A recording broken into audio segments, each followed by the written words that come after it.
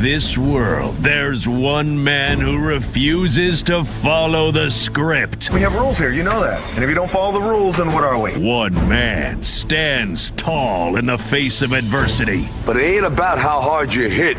It's about how hard you can get hit and keep moving forward. A man who rises above the ashes of hot takes. What do you care what they say? Easy for you to say they all love you. It's just noise, man. You're really good at it. You might be great. That man is Nick Kostos, and this is You Better You Bet. If loving sports is wrong, I don't want to be right. Where narratives are challenged and the truth is spoken. I told you what was going to happen last week.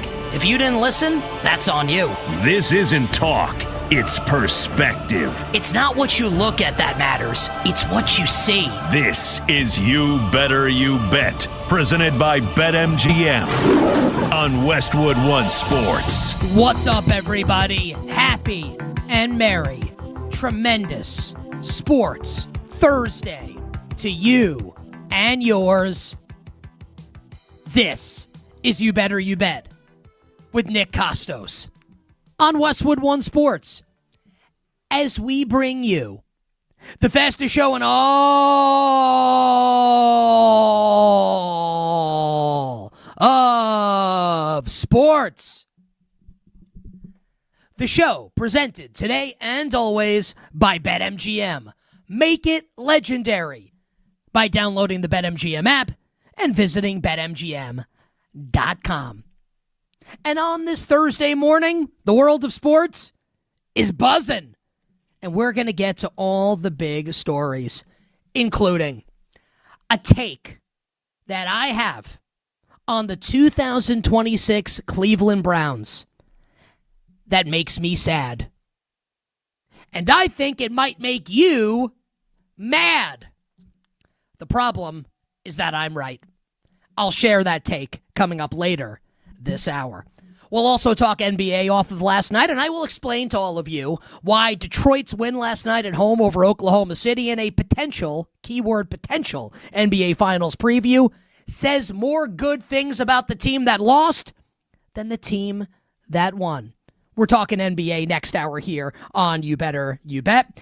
And I'm going to tell you what the lamest thing in sports in the year of our Lord 2026 is. Here's a hint. It happened last night, and it emanates from the sport of college basketball. The lamest thing thus far in 2026 in the world of sports, I will explain later in the show. 3 tremendous guests will join us today on You Better You Bet. I'm very much looking forward to welcoming in Dave Helman from The Athletic, co-host of The Athletic Football Show. I think that show is sensational. We had Robert Mays on in San Francisco at Radio Row at the Super Bowl. Robert is the host of the show. Dave is one of the co-hosts of the show. Dave will join us live from Indianapolis coming up later this hour. Very much looking forward to that conversation with Dave Helman. My friend Andrew Perloff joins us next hour on the show from Athlon Sports, formerly of Maggie and Perloff, formerly of the Dan Patrick Show. Perloff is wildly entertaining. He joins us coming up at 10 o'clock Eastern Time this morning. And in the final hour of the show, you know him, you love him. Maybe you hate him. He's a bit of a curmudgeon, if we're being honest, but I think he's the absolute best. Founder of the Field of 68. I think they're the best when it comes to covering college hoops. The legendary Jeff Goodman in the final hour of the show. And among the questions that I will ask Jeff Goodman, what the hell happened last night with St. John's? Jeff Goodman coming up in the final hour today on You Better You Bet. And as always, in the final hour, the power hour of the show, we, myself, Tyler, and Kenny, we will close the show with our best bets. And just to get ahead of this right now, yes, I saw your tweets. I got your Instagram messages. I even got texts from some friends of mine. Yes, St. John's was DOA yesterday. And I said it on the air. This is where just like I'm a terrible sports bettor sometimes, right? I said at the end of the show yesterday, the fact that like I love St. John's, Tyler loves St. John's, Kenny loves St. John's. All of our rationale was the number feels too big and yet it keeps climbing out. Despite the three of us, the 3 idiots, the 3 stooges, all of us being like, oh man, way too many points. The betting market's just like, yeah, we're going to keep adding points. And we're just like, oh, wow, we're getting more points. Oh man, best bet of all time. I did say, like, I don't say this stuff for comedic effect. I do say it partly for comedic effect and comedic impact, but also like, yeah, like that bet's DOA. We all love it, and it was the kiss of death. Oh, baby. 72-40. So not our best work with the bets yesterday. So at the end of the show, as it stands right now, I've got one bet for tonight. Just one. College basketball slate kind of sucks. There's only one really big game, Purdue, Michigan State. The NBA slate, you know, like I have some thoughts, but we don't know who's playing in the games as per usual early in the morning when it comes to the NBA. I do have a bet in the Purdue-Michigan State game. Is my bet for tonight influenced by how last night's went? Yes. I'm hoping and praying. Like Dave Chappelle, what Sir Smoke-A-Lot and Half-Baked. God, if you're listening, help! I'm hoping and praying that Kenny and Tyler like the other side of my bet. Because if we all agree, just put your lipstick on. Kiss of Death, Part 2, this week at the end of February. Our bets are coming up at the end of the show. But we officially begin the tremendous Sports Thursday edition of You Better You Bet with the type of news story, and I'm being sincere when I say this. You know, I feel like, and I'll just speak for myself, I started my career at the time Sirius Satellite Radio, and I've worked at a bunch of different outlets throughout my career. And I feel like, and even before like I started my career after I graduated college, I worked at a bunch of places, most notably Blockbuster, which I talked about earlier this week. I worked at this former like Italian chain restaurant, Bertucci's, for a while. I was where everybody eats. I was a host there, setting the stage for a career doing what I do now. And I feel like when you're young, cue the kill. When you were young, you feel like the place you're at is stupid, and it's not possible that other places can be as dumb, right? Like, you go somewhere else and they'll be smarter than the place that you're working at this moment.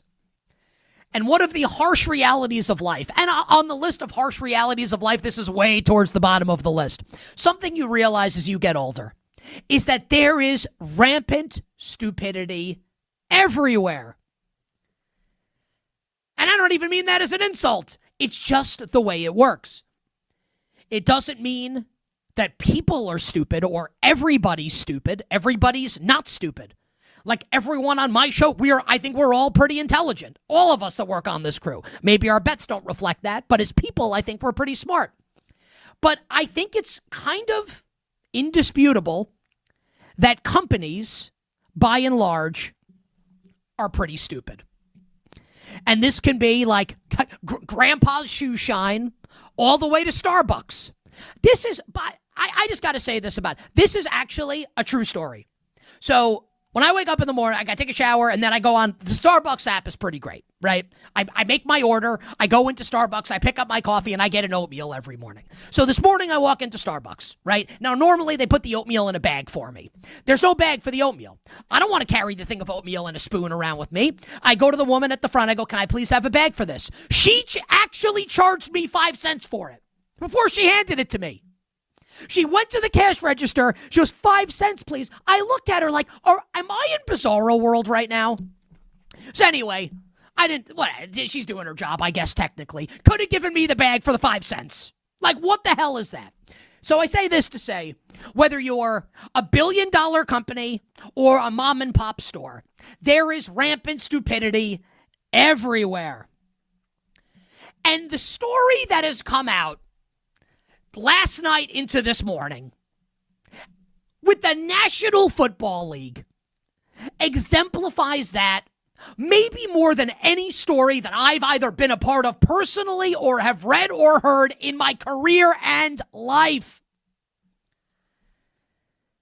So earlier this week, NFL Executive Vice President Troy Vincent, and just for like younger people in the audience, like Kenny Henderson on our show crew. Kenny, just type this in the chat. Kenny's like 16 years old. Kenny, do you know what Troy Vincent did before he was executive vice president of the NFL? So just for people that don't know, if you're a little younger, Troy Vincent was a badass NFL cornerback. He was awesome. First with the Miami Dolphins and then later with the Philadelphia Eagles. He was a great player. Tortured the Giants for years when I was a kid. Troy Vincent was a great player. So now he's the executive vice president of the NFL. And earlier this week, he told, I didn't even know this was still a thing. Like Mark Maskey, who's covered the NFL for a really long time for the Washington Post. I thought the Washington Post, didn't everyone get really mad because they don't cover sports anymore? I'm being sincere. I have no idea. So apparently Mark Maskey is and no insult to him. He's done a great job for a long time for the Washington Post. So Troy Vincent tells Mark Maskey. Also, I've ordered a number of things on Amazon this morning, most notably coffee that my wife would really like to have. If you're listening, Jeff Bezos, please send me my coffee. No insult to you in the Washington Post. So Troy Vincent tells Mark Maskey, on the subject of NFL replay and the replay center in quote unquote New York. And I love how we call this New York in the same way, like back in the day, wrestling promotions would refer to the then WWF as New, like we're going to New York meant you were signing with the WWF. Well, where's replay review coming from? New York. Okay, does that mean Buffalo? Does it mean Brooklyn? What is it? Westchester? What does it mean? Hashtag New York. So Troy Vincent says to Mark Maskey that he's kind of up, and I'm paraphrasing this, that he's a little upset because he feels like they blew a number of replay reviews this season, the National Football League. So I'm going to read this quote from Troy Vincent. Quote, when you watch, there was about 5 plays of the 171 plays that we called on replay or replay assist that came back to the booth. There were 5 that we said if we had to do it again on just the replay assist in general, of the 171 that occurred during the regular season, there were 5 after we kind of took a step back and breathed. 4 of them were in the 1 o'clock window, the early slate of games. 1 o'clock on the East Coast, noon Central, 10 a.m. Pacific. That was way more math than I wanted to do this morning, early in the morning. I had to think about that. Vincent would add, it's just volume. And you go, if we had to do that one again, just looking at it, those are the ones that we got wrong. So the majority are in the 1 o'clock window. This prompted Denver Broncos head coach Sean Payton, who is a member of the competition committee, to say he was, quote, a little surprised that the majority were in 1 o'clock games. Payton said that we should never have this happen, basically, where there's this discrepancy, and that he's happy that he's the coach of the Broncos and that they play the majority of their games at 4 o'clock Eastern time. Payton is not the only coach from Championship Sunday that weighed in on this issue. We also have this quote from New England Patriots head coach Mike Vrabel. And Vrabel saying, we need to find out why this is happening and make sure every game is treated the same. San Francisco 49ers general manager John Lynch, also a member of the competition committee, like Vrabel, like Sean Payton, saying that he believes the reason why the 1 p.m. games, there's more mistakes from replay in the early slate of games, is because there's fewer broadcast cameras at these games. I'm going to read this now. This comes courtesy of our friend Mike Florio, Pro Football Talk. And I feel like this needs to be read so people understand this, because it is insane. It's going to sound like something from The Onion, but it's real. Okay. Each game at the 1 o'clock hour has a replay assistant dedicated to monitoring the action from the league replay center at the New York League office. So one replay assistant does this. The replay assistants have an individual station and use, I'm not making this up,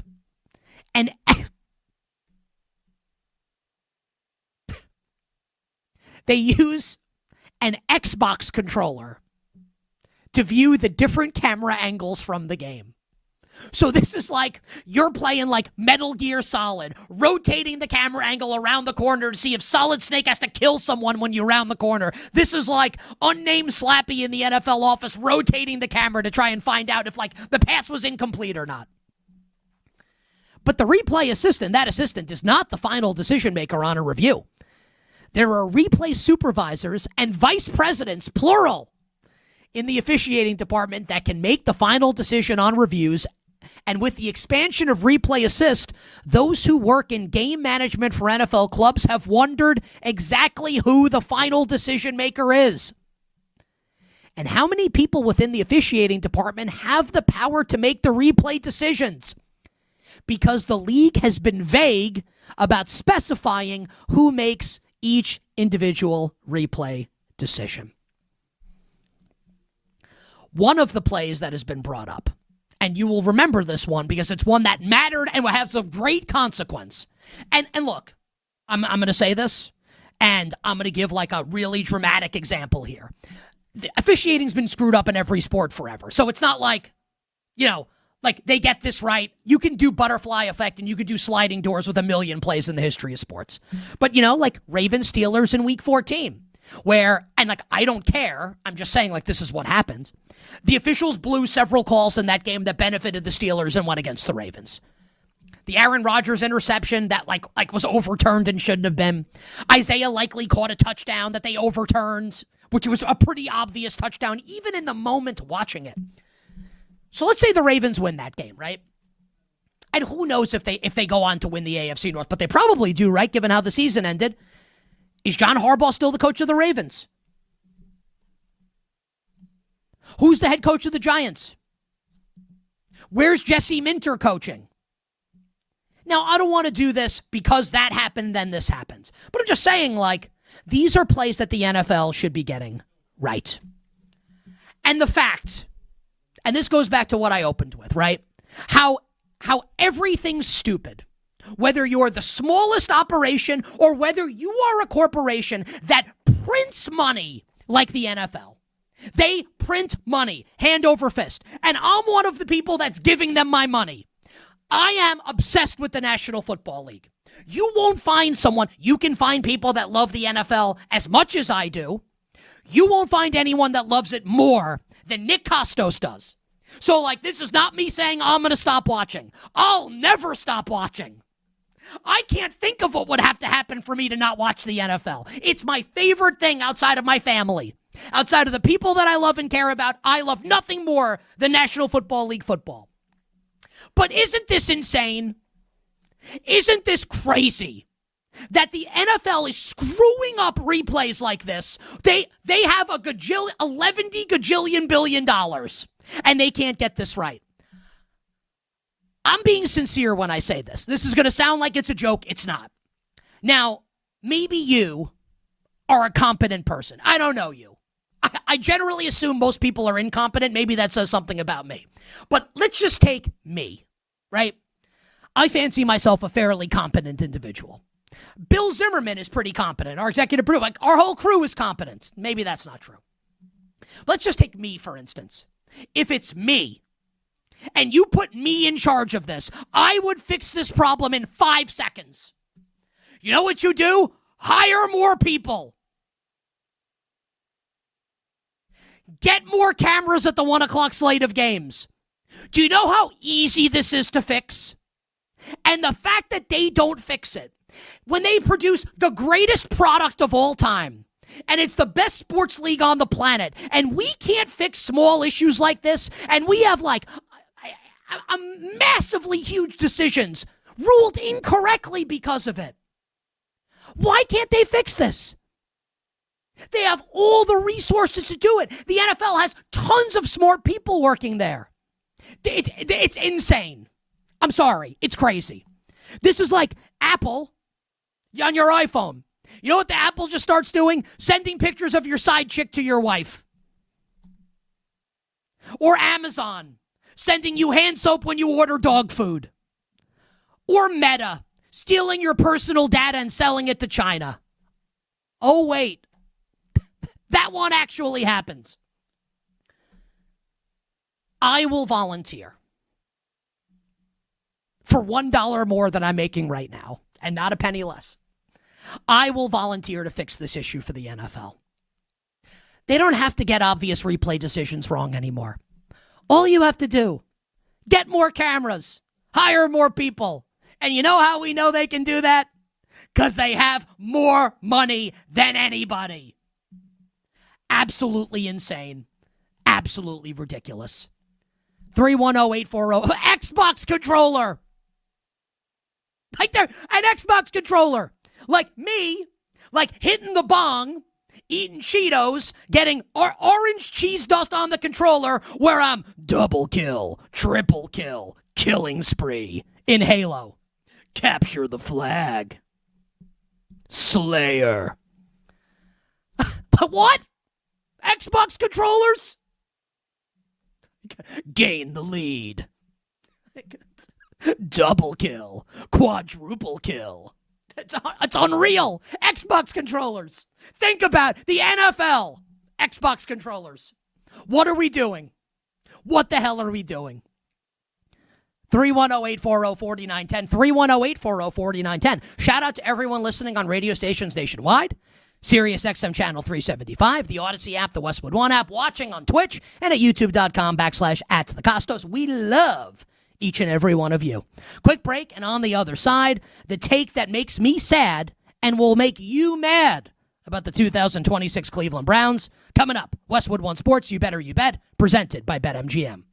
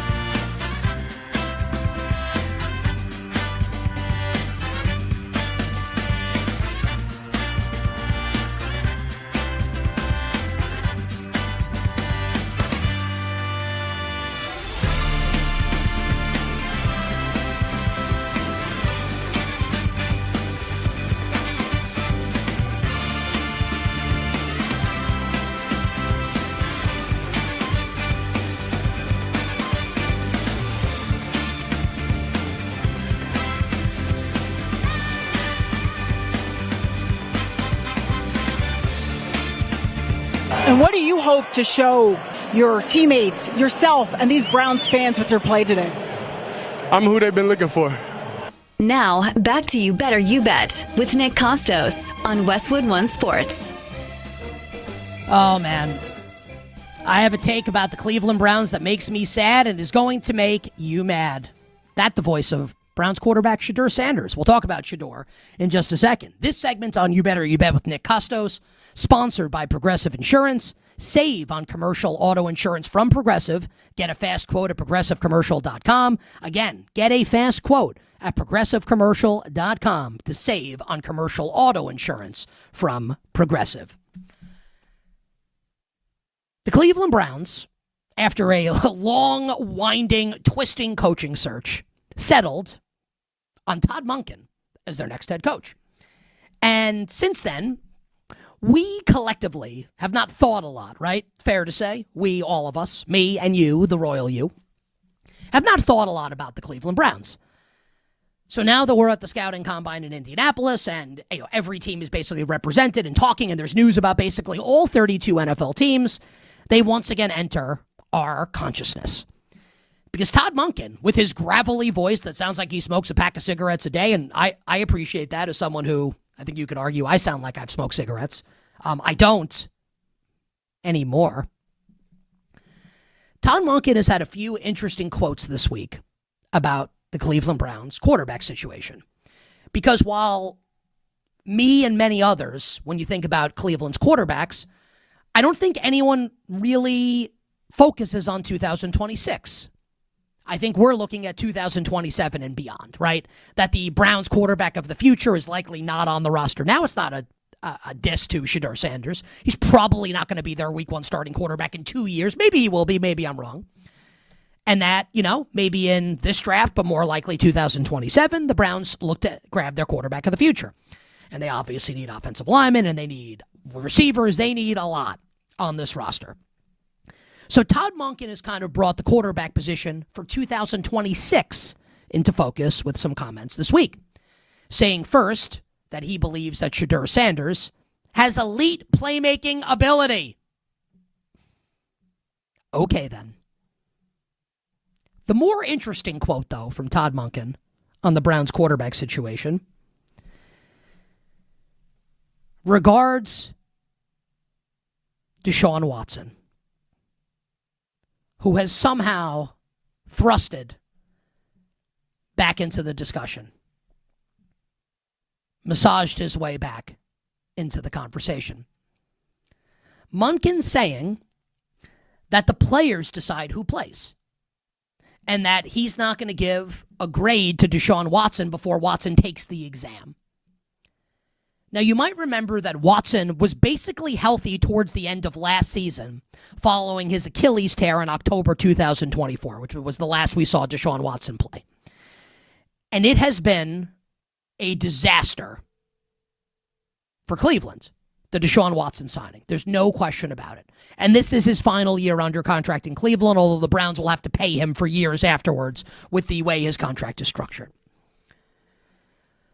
This sucks to say, but I absolutely believe it to be true. The quarterback on the Browns roster right now, pending health, that gives them the best chance to win in 2026 is Deshaun Watson.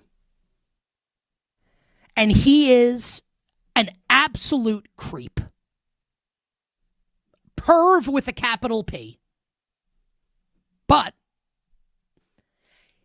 his skill set actually fits the Todd Monken offense.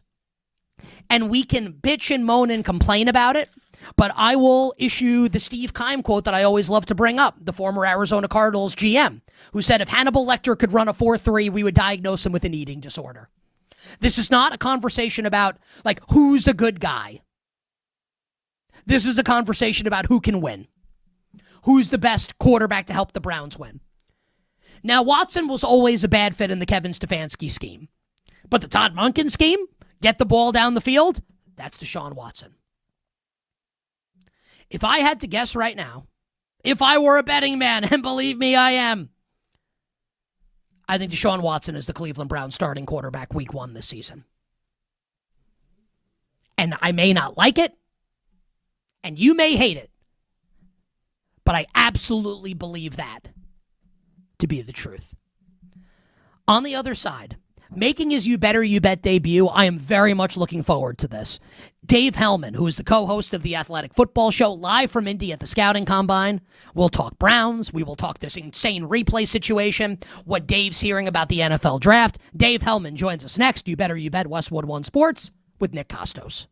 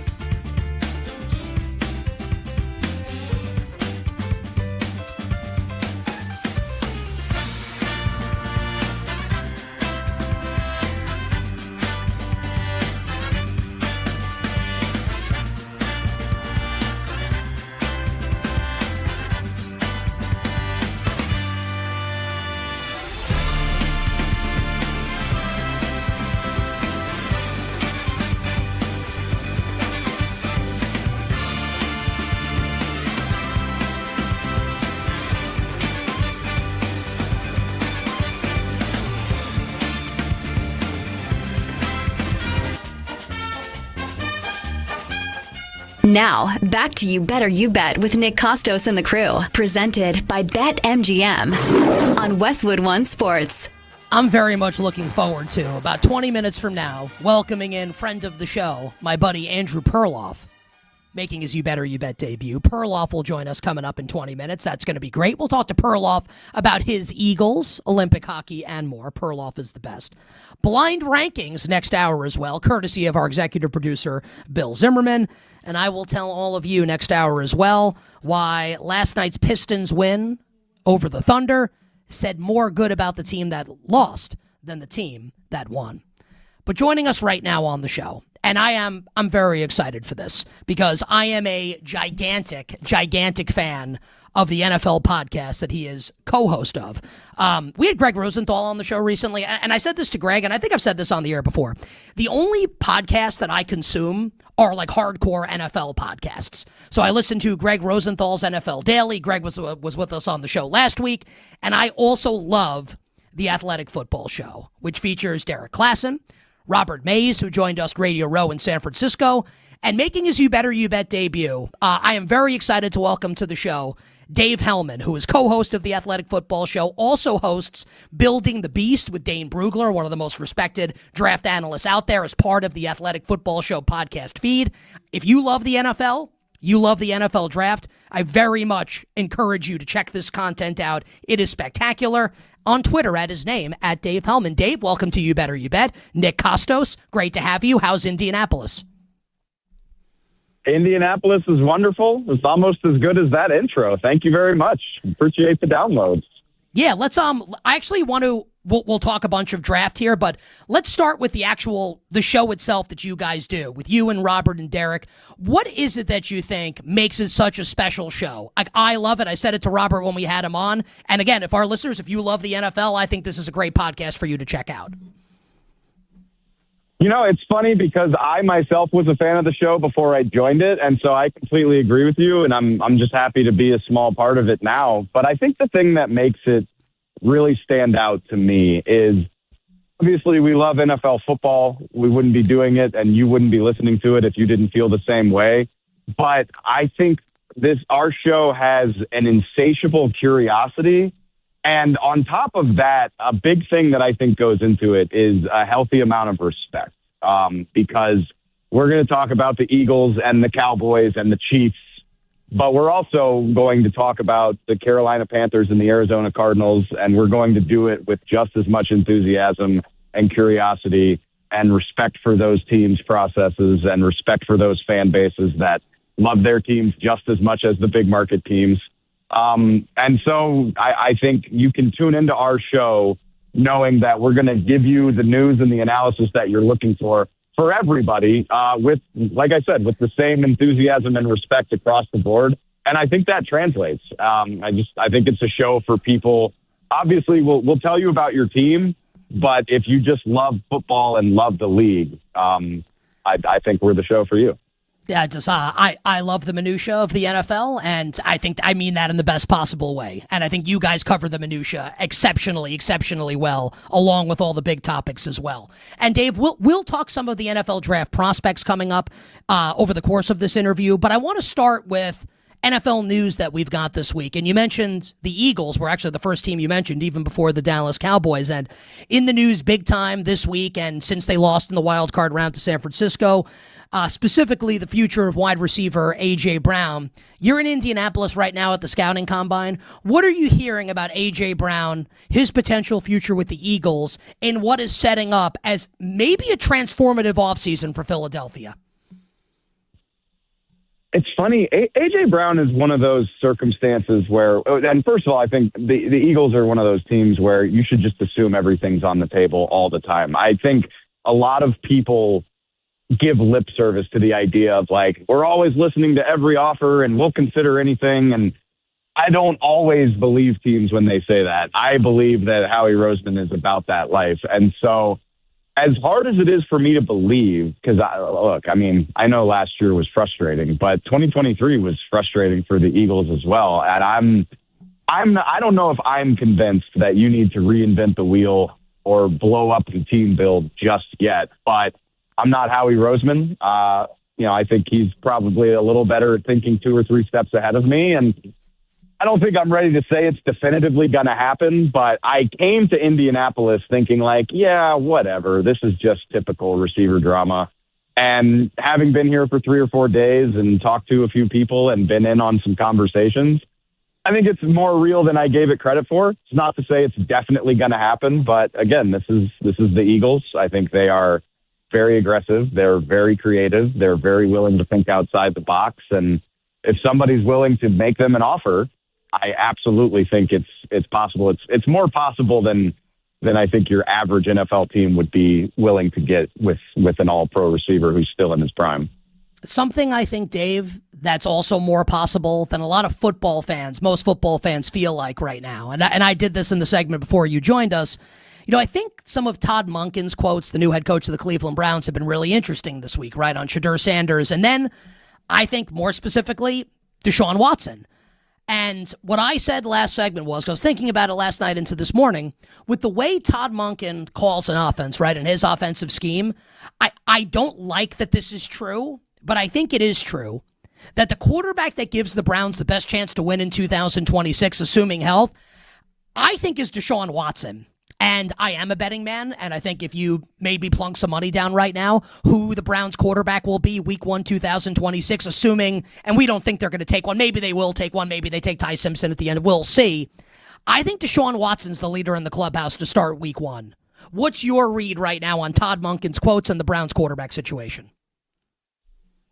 It's a bold take, to be honest with you, because, and look, I mean, as long as that contract is there hanging over everything in Cleveland, I mean, what NFL team wouldn't want to get usefulness out of a $230 million contract that they can't get rid of? So I think the temptation to play Deshaun Watson and have that hurt less is always going to be there. But man, it's fair to point out health as a motivating factor, but the last time we saw Deshaun Watson before he got hurt, 2 seasons, like halfway through the 2024 season, it was really, really bad. I mean, the Browns, whatever we might have to say about Shedeur Sanders, was an unfunctional level of quarterback play last time Deshaun Watson was out there.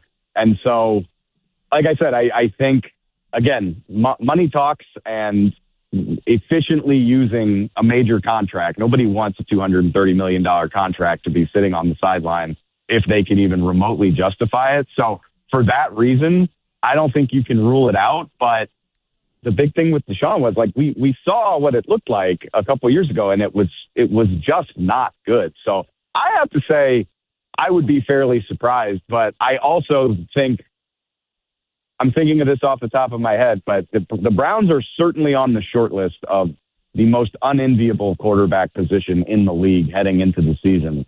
And so if they have to examine some unpalatable options, I can't say I would be surprised.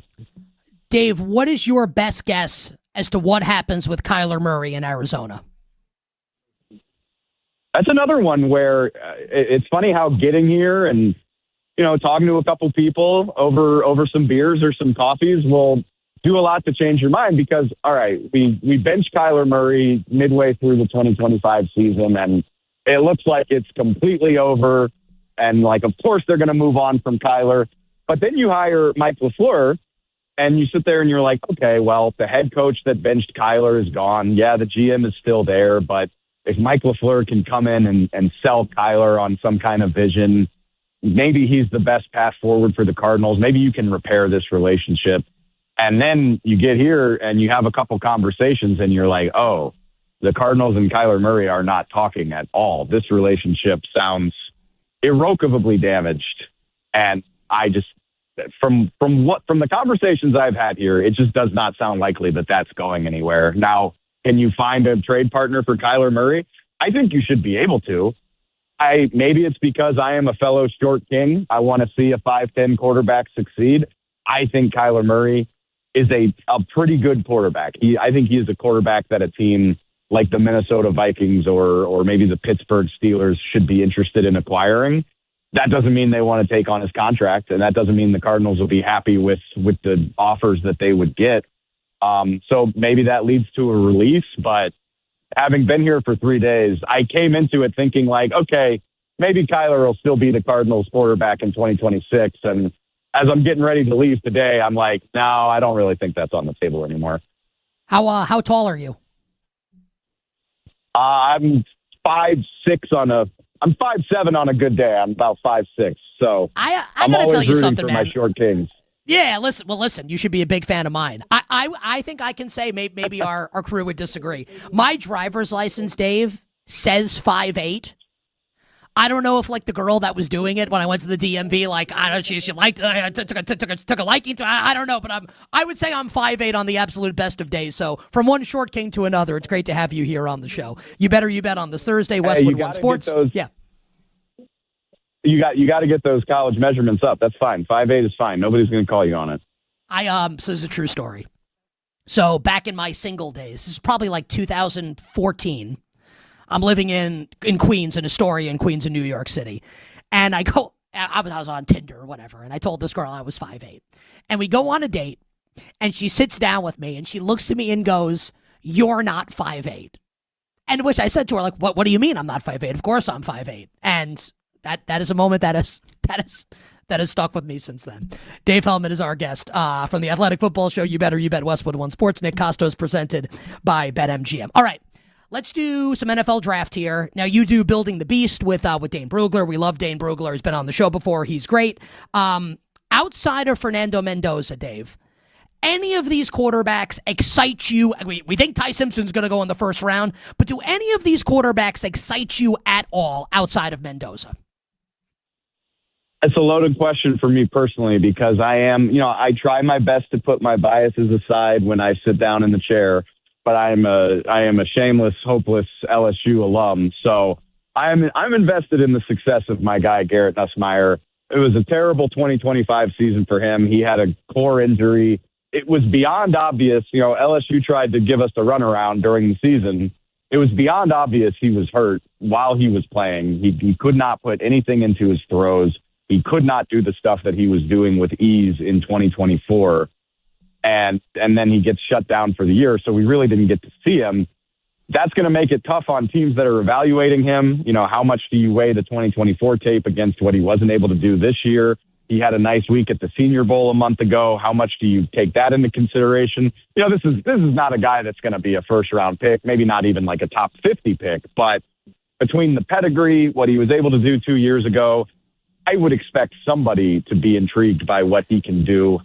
Maybe that's on day two. I would expect Garrett Nussmeier to get drafted somewhere in the second or third round. I'm very curious which team is going to be the one that really falls for him.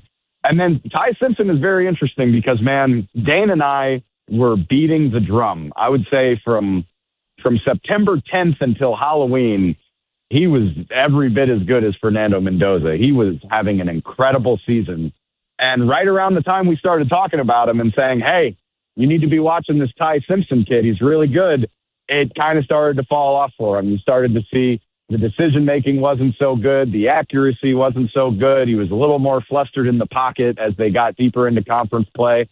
And the guy's only started 15 college games, which is not an encouraging number if you're an NFL evaluator looking for tape to study. So how highly do you rate him? I think Dana and I said on our show a week ago, you could convince me that he gets drafted as high as like 13th by the LA Rams if they were to really fall in love with him.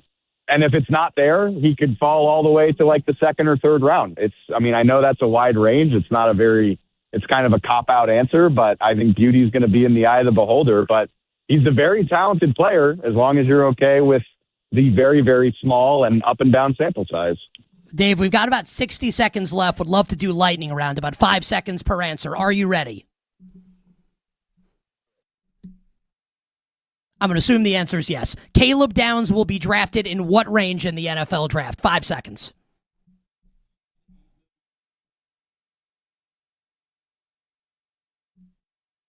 Do we still have Dave with us? I'm not sure what happened. So hopefully we're able to get Dave back on the air here for the rest of the interview. I think we may be having a technical issue, so we will work that out. We appreciate very much Dave Helman coming on the show today from the Athletic Football Show. Follow Dave on Twitter at @DaveHelman_, and he's building the beast with our friend Dane Brugler, part of that as well. All right, that'll do it for the first hour of the show. We will be back coming up to start next hour. Andrew Perloff is going to join us. Perloff from Athlon Sports and our former teammate here at Odyssey Sports. Perloff is a big Eagles fan, and among other topics, we will talk to Mr. Perloff about A.J. Brown and the Philadelphia Eagles. We have Blind Ranking coming up next hour as well, set up by our friend Bill Zimmerman. And Bill nailed it yesterday with Older Than Dirt, so we're looking forward to that next hour. And we will get to last night's NBA as well with the Thunder and the Pistons. Jeff Goodman still to come, and our bets for tonight will close the show. So hour one done, hour two for you, coming up on the other side. You better you bet. Nick Kostos on Westwood One Sports, presented by BetMGM.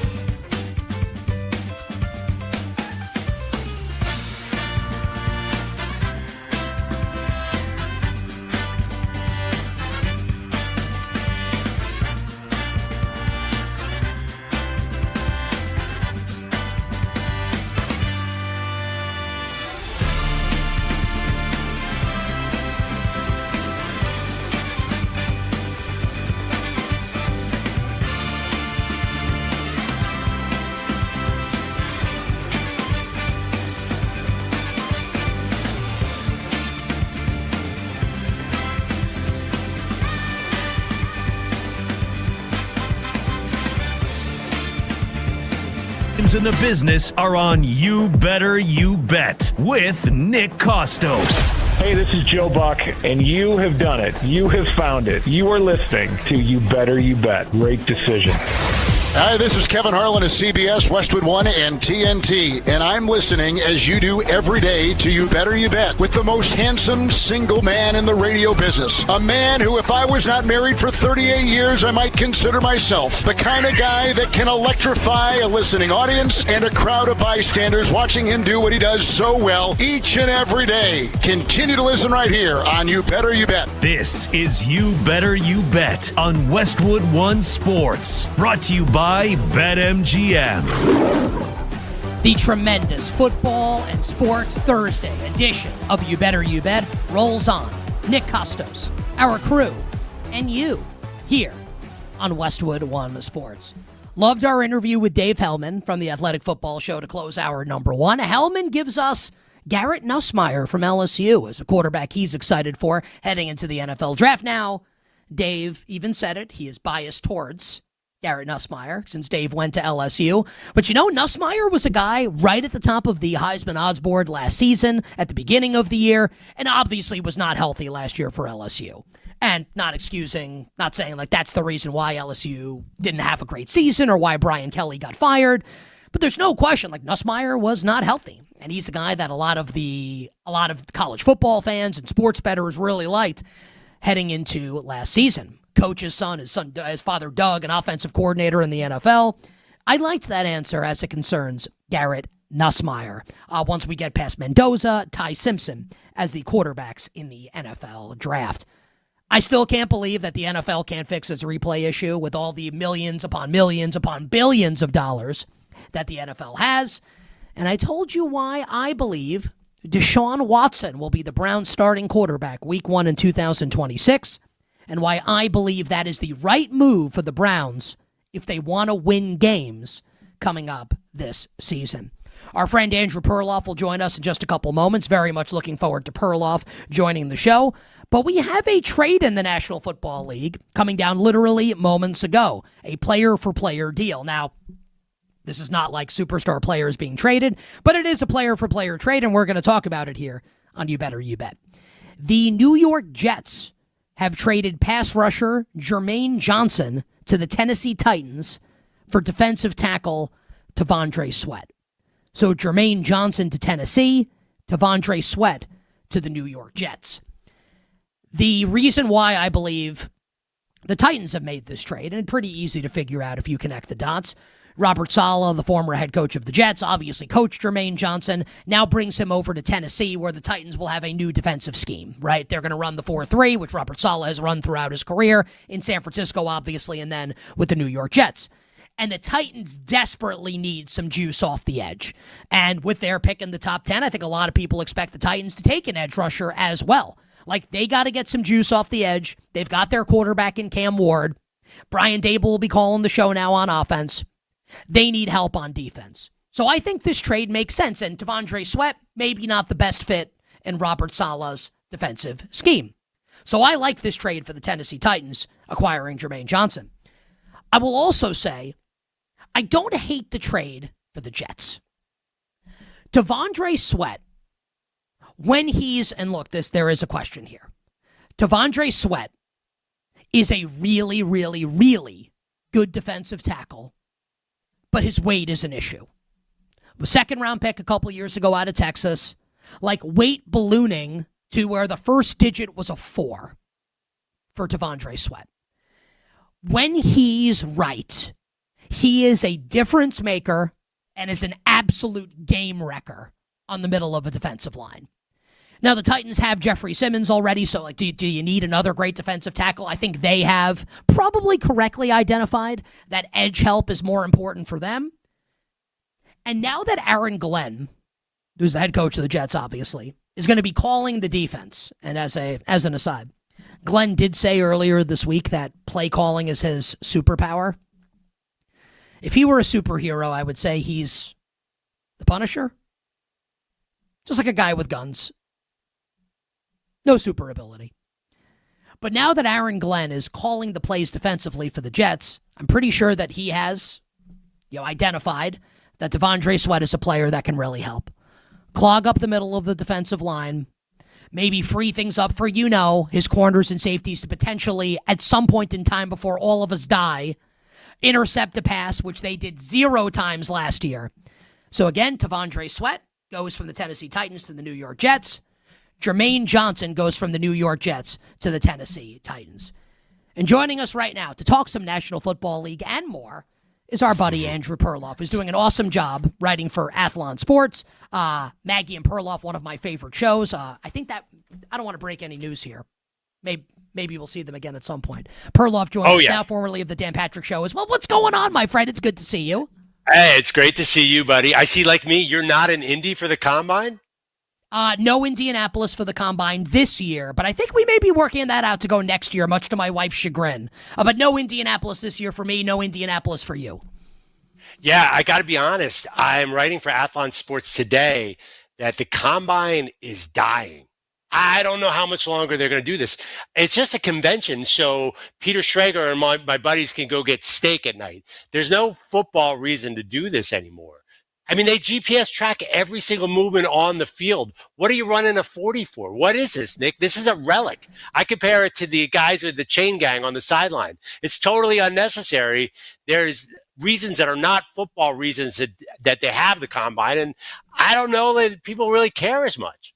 Oh, well, I'll disagree with you on that people don't care about the Combine. Because what the Combine is essentially, look, you're right about one thing that you said, which is there a real football reason to do it anymore? Like Fernando Mendoza's throwing at his pro day to his receivers, right? And I think a lot of people have no problem with that. Like the league is kind of done like the shrug emoji. Great, he's still going to go first overall. So maybe football-wise, it's not like what it once was. But what it is, and I'll be honest about this, right, as someone who hosts a sports radio show and does sports content for a living, it's a content factory.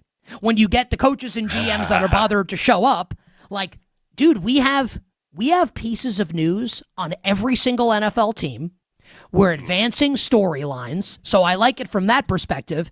And you've attended the Combine in the past? I'm guessing based on I've been to 6 or 7. Yeah, I've been there a lot.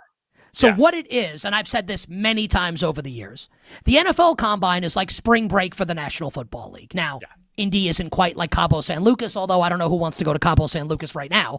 But it's because it's freezing. But man, yeah, you got like the whole a good drug cartel joke on a Thursday morning will tend to land, where everyone goes out and gets bombed every night, and here's an agent, and here's a coach, and here's a general manager.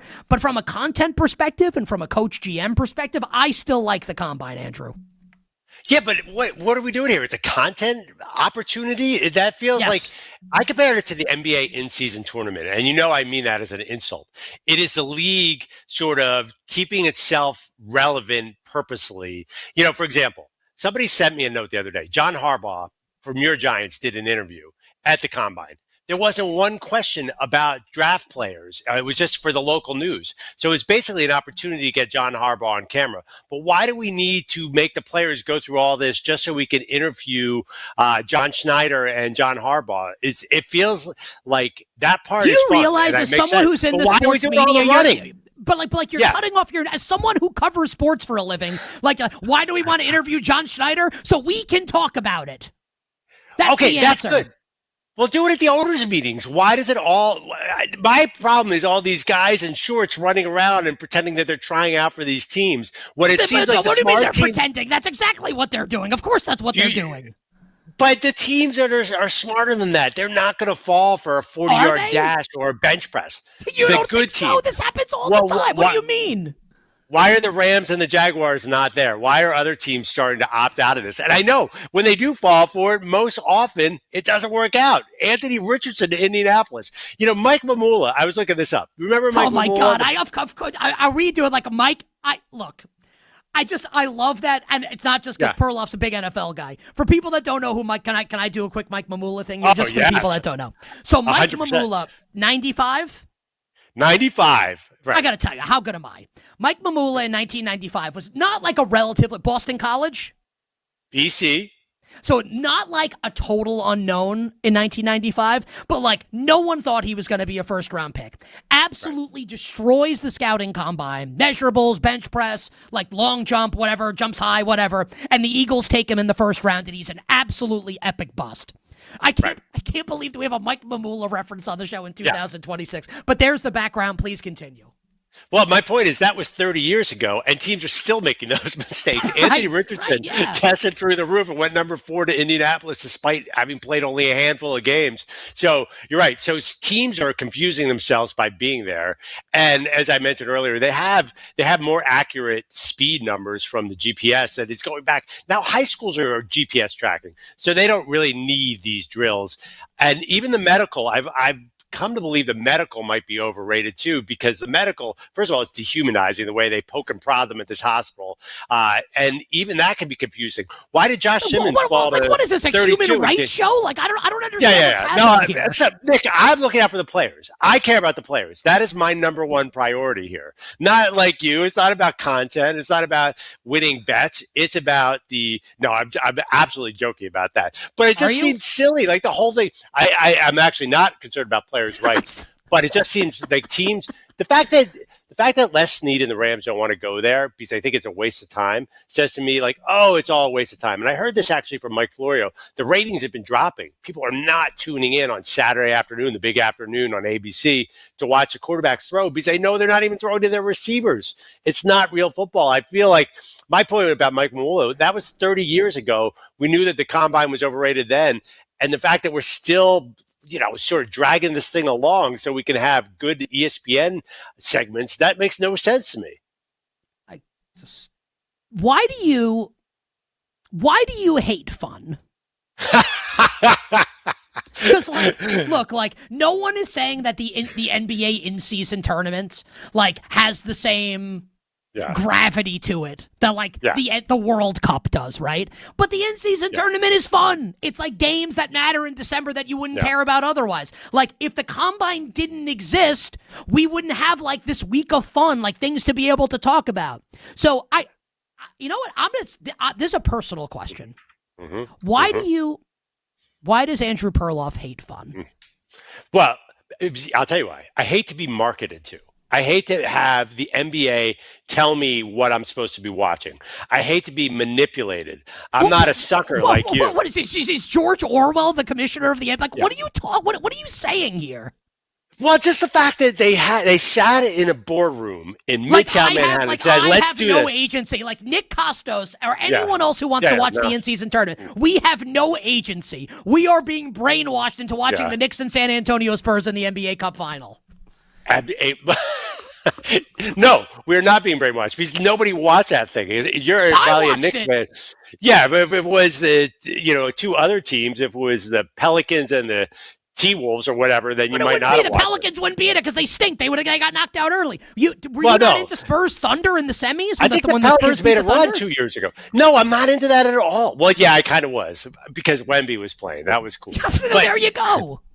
But that's just because Wemby was doing it. I generally I don't like when things are forced. And I feel like the NFL, the best thing about the NFL is scarcity, right? It's only once a week. It's only 4 months of the year. We get so pumped up for it. It's every day. Well, I mean, teams play once a week. I know what you're saying. But NBA, the season is about 11 months long, 245 games, and we get bored of it. And I just think the NFL is better than that. They don't need to force feed us this event. And it seems like they're growing and growing and growing. And I understand what you're saying about the fun police. I used to love the combine.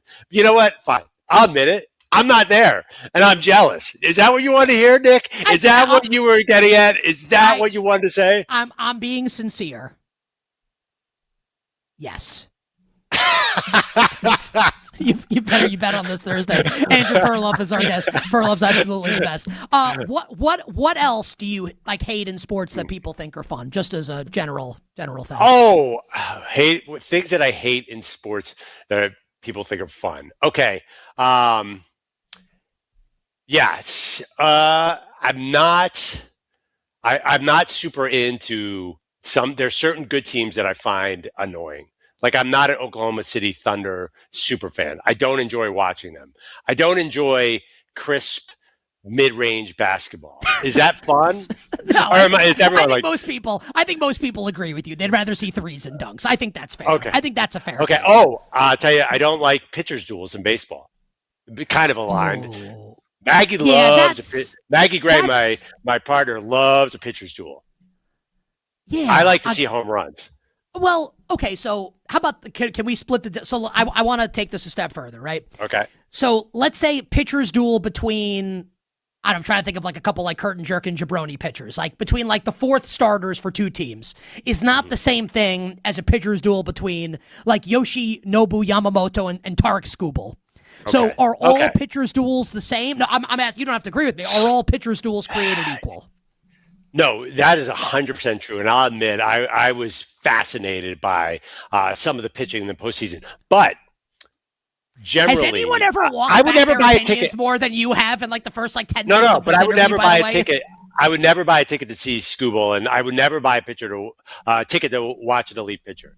Not even Nolan Ryan. But I would buy a ticket. I have bought tickets to go see Ken Griffey Jr. again and again and again. Of course, I would buy tickets to watch Ohtani. But I'll be honest, I'm more interested in Ohtani as a hitter. And by Fun Police, I want Ohtani to go one way as a hitter. I want him to stop with the pitcher. Oh my God! Why? But like why? Because I want to see him break every record known to man. I want to see him win 12 MVPs. What's the one thing that's going to get in the way of that? But he is for now. You think this? No, he's going to get hurt, dude. He's going to get hurt. He has got hurt, and he's going to get hurt some more. He hit last year with a torn rotator cuff. By the way, they don't even need him to pitch. Isn't that obvious? This is just a Shohei Ohtani glory project. Just hit, dude. Just be Barry Bonds. Isn't that enough? I'd like to have you on the show more often, and I'd like to maybe brand the segment Andrew Perloff's bad sports takes. I was gonna say I don't agree with the hate's fun because I'm a very shallow fan, but I do try to go against the grain and contrarian. For example, by the way, okay, can I bring up a topic? Can I? Of course. So just so people, people don't know, like, and I'm going to ask you about your partner Maggie Gray. So you guys had me on for, was it 2 seasons or just 1 season? Yeah, I did 2 seasons with you guys. Yeah, and 2 seasons. And you know this is true. I love going on with you guys, and I feel like there would be times during the interviews I would have with you guys where I would just be like, I'd like to bring something up, and you would always let me. So like, I imagine if I was like, no, of course, the floor is yours. Okay, my whole life, I was all about All-Star Saturday night in the NBA. I was a massive dunk contest fan. I used to reenact them in my room. Now how old are you? 57? 54, dude. Oh my God, I was kind of close. You look good, man. I didn't know you were that old. Okay. You're ancient. Jeez. Yeah, no, I'm old. I'm in my 50s. Yeah, why do you think I don't have a show anymore, dude? Ageism, obviously. No. Cut that part. Can we cut that from edit? I got these producers calling me about my setup. Can they cut that out? Don't worry. I'm gonna ask you about Dan Patrick in a couple of minutes. So don't worry. We'll keep rolling here. Go on. So anyway, but the dunk contest has gotten terrible in recent years. I have to be honest, and I feel like a sucker. I loved the All-Star game. I was so into it, Nick. I did except too. for the last part. I thought it was incredible. I credit Wemby for trying so hard. And then Anthony Edwards was looking around. It's like, well, I better try too. That was the first time in many, many years I enjoyed the NBA All-Star game. And I hated the Saturday. I am so sick of the dunk contest because they can't get any good players. Talking about Fun Police, why can't Zion and LeBron and all these great players who won't do the dunk contest drives me crazy. Yeah, LeBron killed the dunk. It's become like a meme at this point, but it's the truth. Like LeBron did, whether you like him or dislike him, he's the second best player ever. LeBron James killed the dunk contest. I need to ask you this, and we'll get to the Eagles in a second. But so yesterday on the show, we debuted a segment. We should have done it with you. It's called Older Than Dirt. With our executive producer Bill Zimmerman, who turns 49 later this year. So I asked Bill. Now you are Bill's a great guy. He's not the picture of health. You are much healthier than Bill. I asked Bill, hey, where do you think you are in, like, if we're gonna use football terms in the game of life? Bill said he thinks he's in the third quarter. I said they're about to run the 4-minute offense. Andrew Perloff at age 54. Where do you think you are right now in the game of life? Okay, mid third quarter. And let me give you an example, something to aspire to. My father-in-law is a professor at Harvard. He is 85 years old and teaches. That was a sick humble brag. Getting that. Yeah, in no, there. it's not a humble. That was a brag. Okay. Teaches 3 classes and has like 4 jobs and publishes 4 times a month. And he's 85. So 85 is the new 65, and 65 is the new 19 years old. No, but generally, no, I feel like, the time frames have changed. First of all, I'm going to have to work just to afford life in New York City till I'm 100. But no, I do think, now I don't know about Bill. I think I need to kind of take Bill under my wing. I have a strict moisturizing and exercise regime. Well, Bill, pop on here. Assuming Bill's back. here. I don't know what Bill's doing right now. He hasn't responded to anything we're writing in the chat. Bill, as the executive producer of the show, is Bill Zimmerman here right now? Bill is here. Yeah. Mike, let's put Bill on camera. Perloff, please tell our executive, what would you like to do to help Bill? Well, first of all, Bill looks great. I was expecting somebody on death's door the way you described him. But no, I think it's all attitude. And I think Bill seems to have a positive attitude. As long as, you're always young at heart, as long as you're looking forward to fun things, which you say I'm not, but I am. Actually, now that I said we should get rid of the combine, that made me sound old. But Bill, I think it's more of an attitude take. And also, too, let's talk about your exercise regimen and your eating.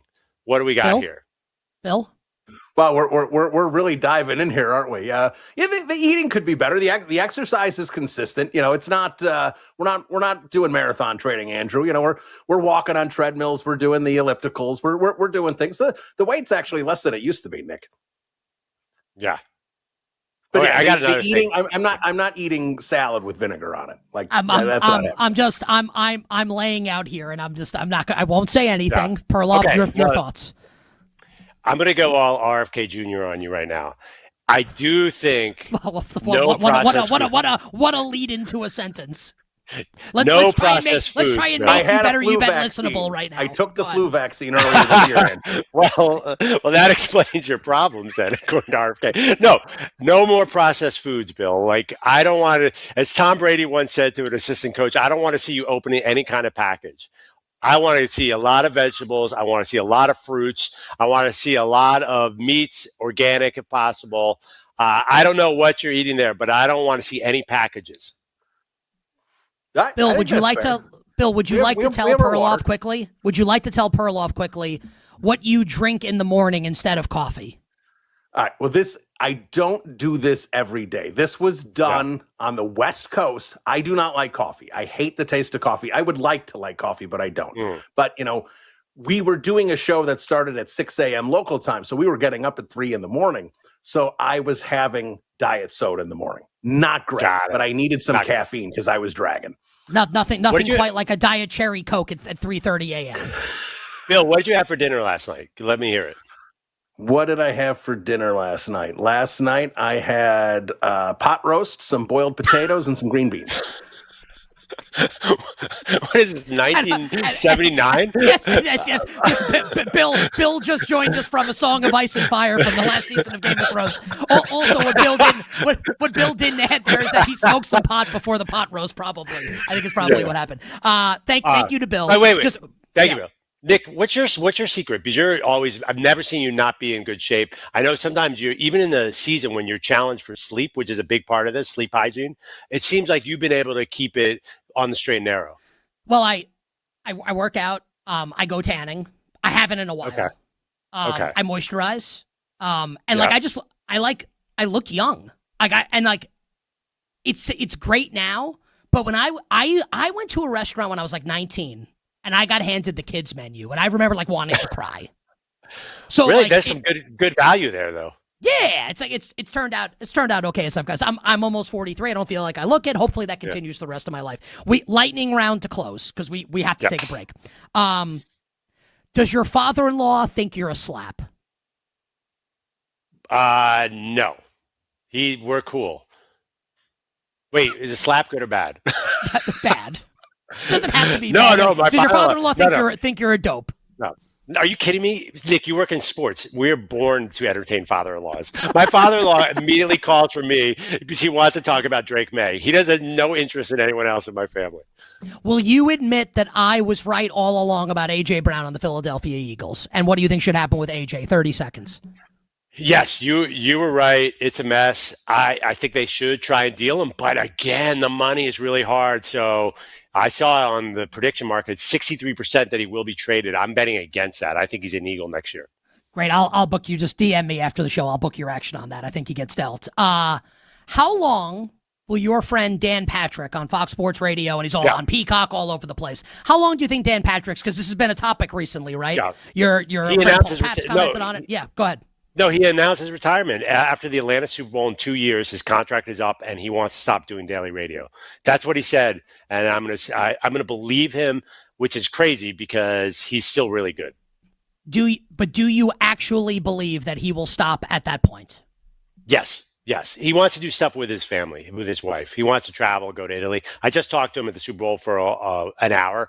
He's not lying, as far as I can tell. I think he might do a podcast, actually, but I think the daily radio show, I think he'll be done in 2 years. Is there anything you would like to share with our audience about what's next for Andrew Perloff? I do. Maggie and I are working on a project, and I'm working on a solo podcast project that'll come out soon. And a lot of writing. Go to my Twitter feed, my X feed, and you will see some of my product. Well, although apparently it's not fun. Well, you want to cancel the combine because you don't like content. Will I get invited to be like a small part of any of these things? Oh my God, you have an open invitation because, at the end of the day, Nick, if there's any even slow moment, we could always just fight about the Eagles and the Giants. We're content forever. Yeah. But I am terrified that you're going to be better, that your team's going to be better than me. I did not like anything about John Harbaugh. Give it 5 years though. Nick Sirianni versus John Harbaugh. Well, in 5 years, you'll be at the 2-minute warning. In 5 years, trust me, you're gonna look like Bill. In 5 years. Wow, poor Bill. Great job, Perloff. We'll talk to you soon, buddy. Later, bud. Our friend Andrew Perloff joining us on the show on X or Twitter, whatever. At his name, at Andrew Perloff. He's absolutely the best. Love having him on. You better, you bet. On the other side, Bill Zimmerman rejoins the show for the first ever edition here on You Better, You Bet. Blind ranking on Westwood One Sports, presented by BetMGM.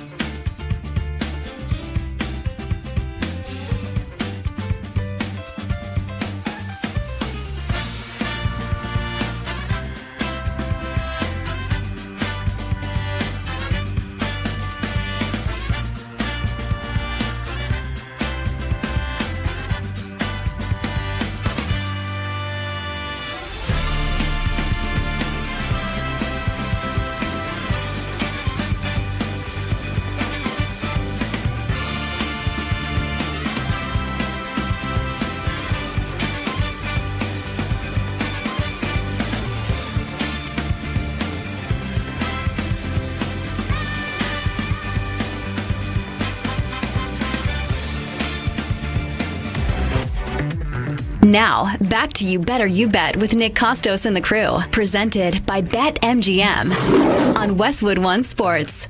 Jeff Goodman will join us next hour talking college basketball. Bets for tonight will close the show. We'll talk about the Thunder, the Pistons. We'll talk some Celtics, Jason Tatum to end this hour. But right now on the show, we gotta give him credit where credit's due. Bill Zimmerman yesterday, older than dirt, a smash success, a Bill Zimmerman creation. So we have handed the reins over to our executive producer, Bill Zimmerman, for the second consecutive day. So Bill, tell the people, because I don't even know what to expect right now. And this was purposeful, right? So you and Tyler and company have created this segment. What is coming up right now on You Better You Bet that I am going to have to participate in? I am unaware of what will happen. All right, so this is a blind ranking. These are all over social media, but if people haven't seen them, we're going to give Nick a subject matter. I'm going to give him if it's top 10 list, I'm going to give him the names to go in the top 10 list, and he has to rank them before he knows the entire list. So a lot of times these lists end up getting botched, but we'll see how well Nick can navigate a blind ranking here. He has no idea what the subject matter is at this point either. Do we have on the board, Kenny? You could just type it in the chat. Do we have the Who Wants to Be a Millionaire? Is that music good for this, or do you want something more upbeat? We can try Who Wants to Be a Millionaire if Kenny's got it. So I don't know if Kenny, if you don't have it, we can just play whatever. My guess is set a betting market. Minus 1,000, whatever will be the answer, and not Who Wants to Be a Millionaire. But go ahead, Kenny, just play whatever. Bill, take it away. So blind ranking here. Let's go. All right, Nick. So we've got the combine going on. We know Fernando Mendoza is looking to be the number one pick here. Looks like it's a foregone conclusion. By the way, just very quickly, I love that we are playing this Kenny's Corner music. Not only are we not playing Who Wants to Be a Millionaire, but we're playing a bet that we've already played before, which is fine. Go on. All right, so we are going to ask you to rank number one overall pick quarterbacks from 2000 to 2020. No point to try and rank Bryce Young against some of these guys that have basically full careers. So 2000 to 2020, number one quarterbacks. Now, we're going to have you rank 10, and here's the trick. There's been 15, so you don't know which quarterbacks are being omitted from this list. Okay. Makes it a little more complicated. Okay, all right. So, I'm trying to think of them. Okay, let's do it. All right, so first name, Cam Newton. Where are you putting Cam Newton in your top 10? All right, so Cam won an MVP, started a Super Bowl. I actually think it's gotten to the point now. Would you agree? And Tyler and Ken, hey guys, turn your cameras on, please. Be ready to pop on to do content in this segment. Would be great. I actually think we've reached a point where Cam Newton's underrated, right? By the way, Tyler just said he's setting up. Tyler, you know that this is a crew segment. Why did you not set up prior? What's the answer to that question? It's a good question. I'm going to flip out. Tyler, are you ready to come on the air, yes or no? Okay. Tyler's... Yes. We'll see where the ball is spotted. Yes. Tyler is not coming on the air for at least 2 weeks. He's in the penalty box. I'm sick. I'm done with it. All right. So I actually think Cam Newton, Bill, is underrated. I think Cam Newton has to be third. 3. All right. I'm actually considering, should he be second? So there's some good names on here. It's up to you. I'll say Cam is third. All right, Cam's going third on the list, and we have this up graphically, so if you want to follow along, if it's easier visually, you can do it YouTube at the Kostos. All right, number 2, Joe Burrow. Where are you putting Joe Burrow? So what is this subjectively my grading process here? It's your grading, correct. All right, so Joe Burrow's better than Cam, but Cam, they both started a Super Bowl, but Cam won an MVP. I think Cam has to be ahead of Burrow, but Burrow's awesome. I'm going to put Joe Burrow 4th. All right, Joe Burrow 4. Moving on, yeah, David I've already screwed this up, right? Carr is... So trying to think of what quarterbacks are worse than Carr. Jameis is better. Goff's better. Baker's better. Kyler's better. Eli's obviously better. Carson Palmer's better. Alex, is Alex Smith's definitely better than Carr. I'll say Carr's 10th. Oh, whoa. Hold on. Because if Jamarcus is up, we have to save 10 for Jamarcus Russell, just in case. David Carr is 9. We'll put David Carr 9th. All right. Next up, Andrew Luck. Yeah, I think Luck is 5th or 6th. He can't be better than you could make the case he's better than Burrow and Cam, but went to one AFC Championship game, got blown out in Deflategate, retired early because he didn't want it bad enough. I will say Andrew Luck we'll put Luck 5th. All right, Luck going 5. Next one on the list, Michael Vick. Okay. Yeah, honestly, I think this is breaking pretty well for me here. Michael Vick started one conference championship game against the Eagles. They got blown out in that game. That's the year the Eagles lost to the Patriots in the McNabb throw-up Super Bowl with T.O. playing on a broken leg. Now, Vick is obviously, he's a legend in the NFL for what he did, and legendary college quarterback and the best video game quarterback of all time in Madden 2004. But he's not better than Cam. He's not better than Burrow. He's not better than Andrew Luck. He's 7th or 8th. I'm gonna put Michael Vick 8th. I'm gonna put Michael Vick 7th for his jersey number. Michael Vick 7. All right, Michael Vick 7. So we're halfway through here. So if you're not watching, following along here, Nick still has 1, 2, 6, 8, and 10 available. Cam Newton 3rd, Joe Burrow 4th, Andrew Luck 5th, Michael Vick 7th, David Carr 9th. Next one on the list, Baker Mayfield. I'm going to put, you have to say Vick's better than Baker. And Baker's obviously better than Carr. Ergo, Baker Mayfield will be 8th on the list.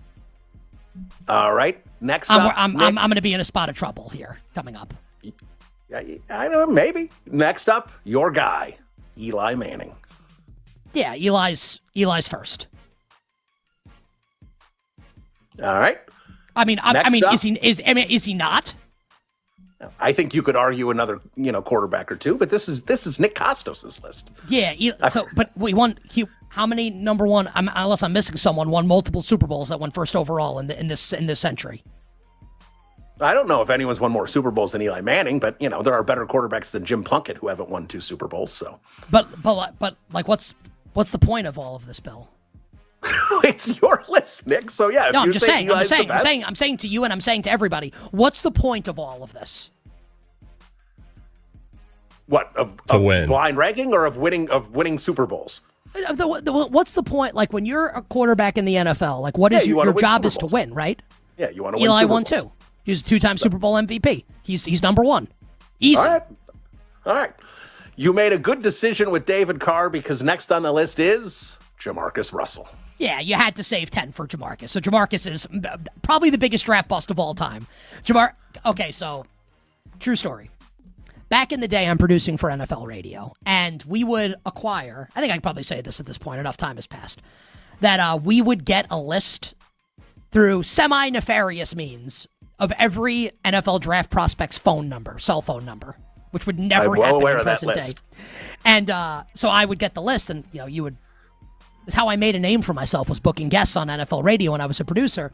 I texted Jamarcus Russell to come on the show prior to the 2007 draft, and he wrote me back. It was on my old BlackBerry, which might be at the bottom of the Atlantic Ocean. He wrote me, visiting with Da Browns, D-A, and spelled Browns with a Z. And in that moment, I thought, I'm not so sure if this is going to work out. Jamarcus Russell, 10th. All right, Jamarcus Russell, 10th. All right, let me tell you something, Nick. Carson Palmer, next on the list. I'm trying to think of who is 2. 2 is where I'm going to screw this up. So Carson Palmer, 6. I got to be honest. I feel awesome about this ranking, and now it's going to get screwed up because it's going to be like Alex Smith or Jared Goff, and neither of those guys are better than Cam or Joe Burrow. So here's where I've screwed up. I think you're going to like how this plays out. The last name, Nick, Matthew Stafford. Man. Guys, be honest. I for a blind ranking, I hit this exactly right. This is a hell of a list. I think you nailed this. Even Eli Cam Manning over Burrow. won. Yeah. Eli Manning 1, Matthew Stafford 2, Cam Newton, Joe Burrow, Andrew Luck, Carson Palmer, Michael Vick, Baker Mayfield, David Carr, Jamarcus Russell. That is a hell of a list. Now, okay, so let's talk about potential quibbles with the list. Should Carson... Now, Luck should be above Palmer, right? Both started one championship game. Luck was better than Palmer, right? And Burrow's better than Luck. How about this? Who's better, Joe Burrow or Andrew Luck? Just as a quarterback, who's better? I love Burrow. I would probably have Burrow there, but yeah, I think that's a coin flip. It's really close. And we can think Burrow and Luck are better than Cam, but Cam won an MVP. And so I think that puts him third on the list.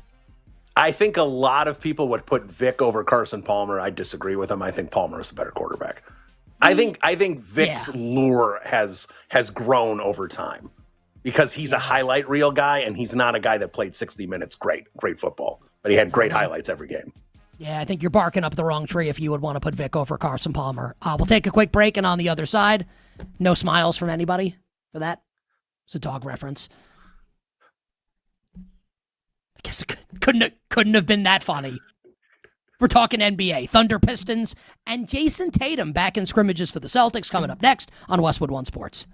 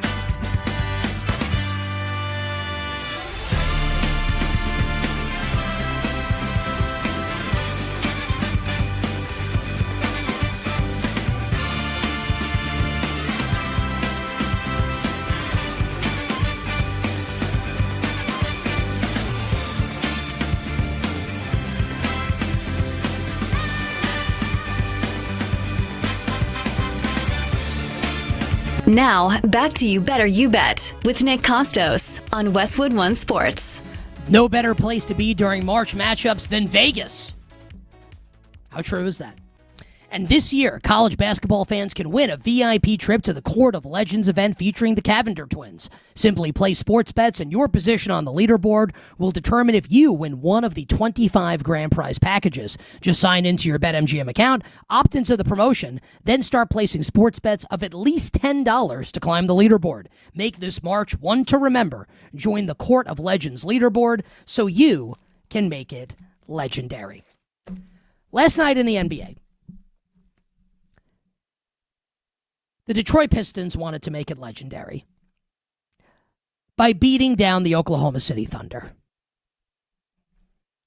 OKC entered the game last night, which should have been, and I criticize others for bitching and moaning.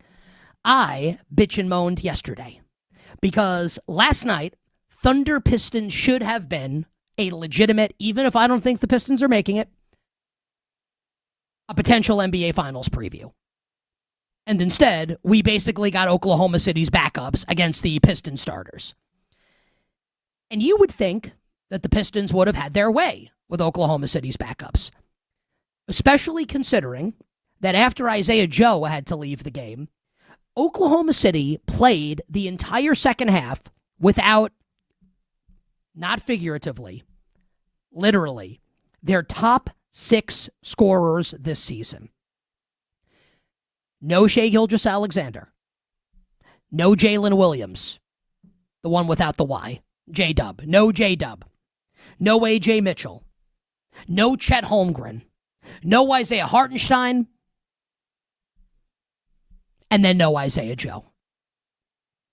And despite that, now, you look at the margin of victory and you see that the Pistons won the game by 8. And you might think, wow, like Detroit won comfortably. Oh, no. This was a 3-point game with a couple minutes to go. Thanks to Cason Wallace, who's an awesome player, and he going to get paid big time in the next couple of years. But it's Cason Wallace. Jared McCain. You know, John's son. Jalen Williams, the one with a Y. Aaron Wiggins, and others. I'm trying to tell everybody. I know that the Denver Nuggets are the bright, shiny object because they have Jokic. And I know that everybody likes Detroit. And everybody's got teams that they love in the NBA. And it feels like our friend Perloff said it earlier this hour that people are already done with the Oklahoma City Thunder. The Thunder are going to win the championship. They are going to go back-to-back. Their depth is ridiculous. And unlike other teams, they can, not the SGA, I'm not trying to say that, but they can withstand injuries.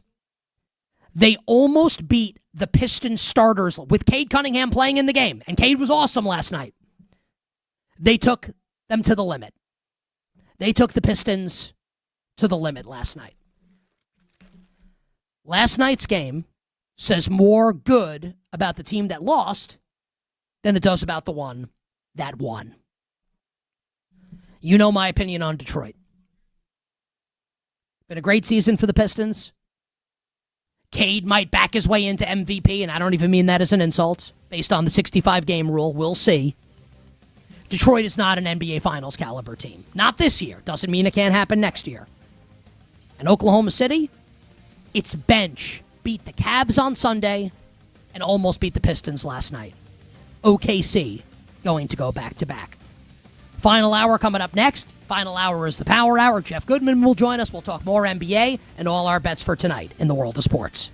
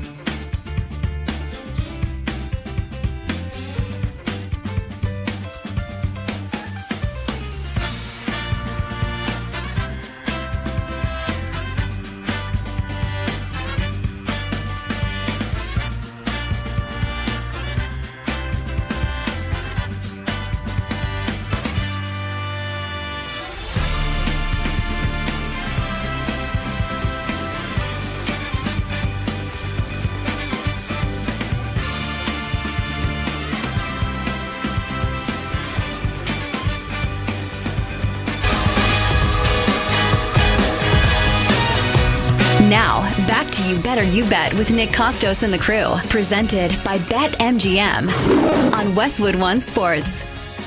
Bring it up, Kenny.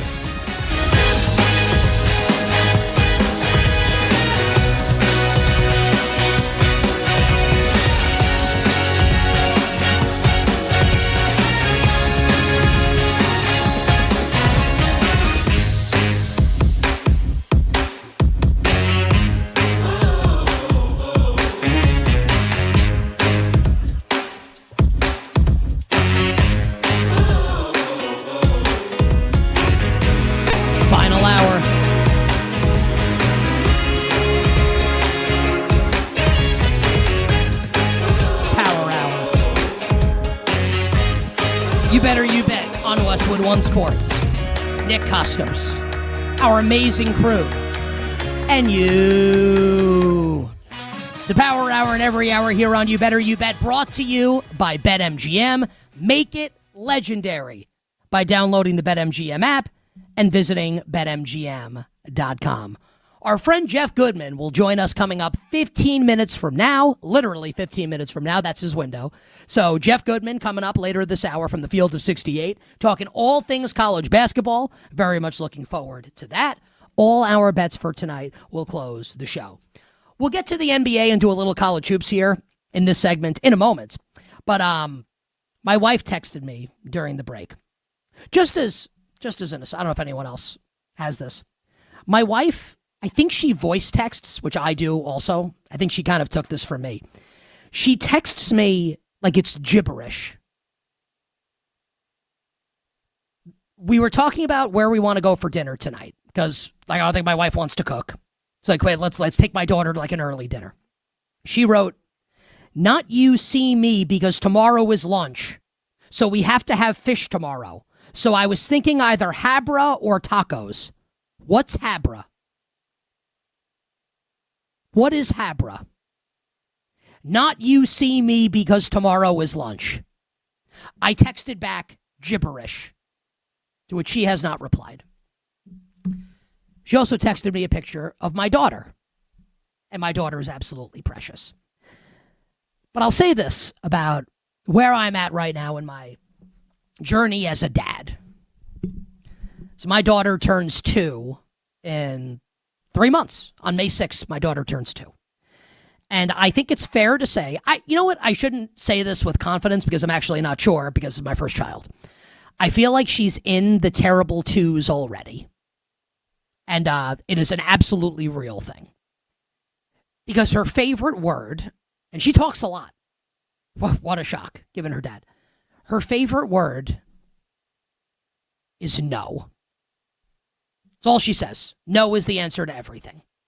Do you want to put gloves on to go outside? No. And it's actually reached the point where she, like yesterday, last night, she's in her high chair while we're eating dinner. I forget what it was. Like she wanted something that was on my plate. And I said, "Honey, like, do you want this?" And she said yes, and then immediately said no. Just like because she can. Like, honey, like, would you like it? You're looking at this. I know you want it. Would you like this? Yes. No, I don't want it. Human development is wild. And I know that all the parents out there in the audience can empathize with what I'm saying. Just like the yes, you do want something and you're going to say no anyway. Shout out to my beautiful daughter, Colette, my favorite person on the planet. A couple NBA and college basketball notes before we bring Jeff Goodman on. The Eastern Conference is fascinating. So yesterday we talked about the Knicks and how disappointed I was in the Knicks' effort on Tuesday night in the loss to Cleveland against the Cavaliers. And I'm starting to lose faith in my Knicks winning the East this year and going to the NBA Finals. And Cleveland was not great in that game, but the Cavs have been awesome since the trade for James Harden. And it goes noted, last week we had Jay Croucher on the show, NBC sports betting analyst, and Jay Croucher picked the Cavs, which means he's bet them. And he's one of the most successful bettors on the planet, media or otherwise. And if you're out there listening or watching and being like, "No, there's no way that's true," I promise you it is. I'm not saying that to blow smoke. It's the truth. It doesn't mean he wins all his bets. But it goes noted when Jay Croucher says he thinks Cleveland's going to win the East, like my ears perk up when he says that. And they beat the Knicks, and Harden's been really good. And then the news comes out yesterday that in the win against the Knicks on Tuesday night, James Harden fractured his right thumb. Now, he's a lefty, obviously, shoots with his left hand, but he fractured his right thumb. Not good.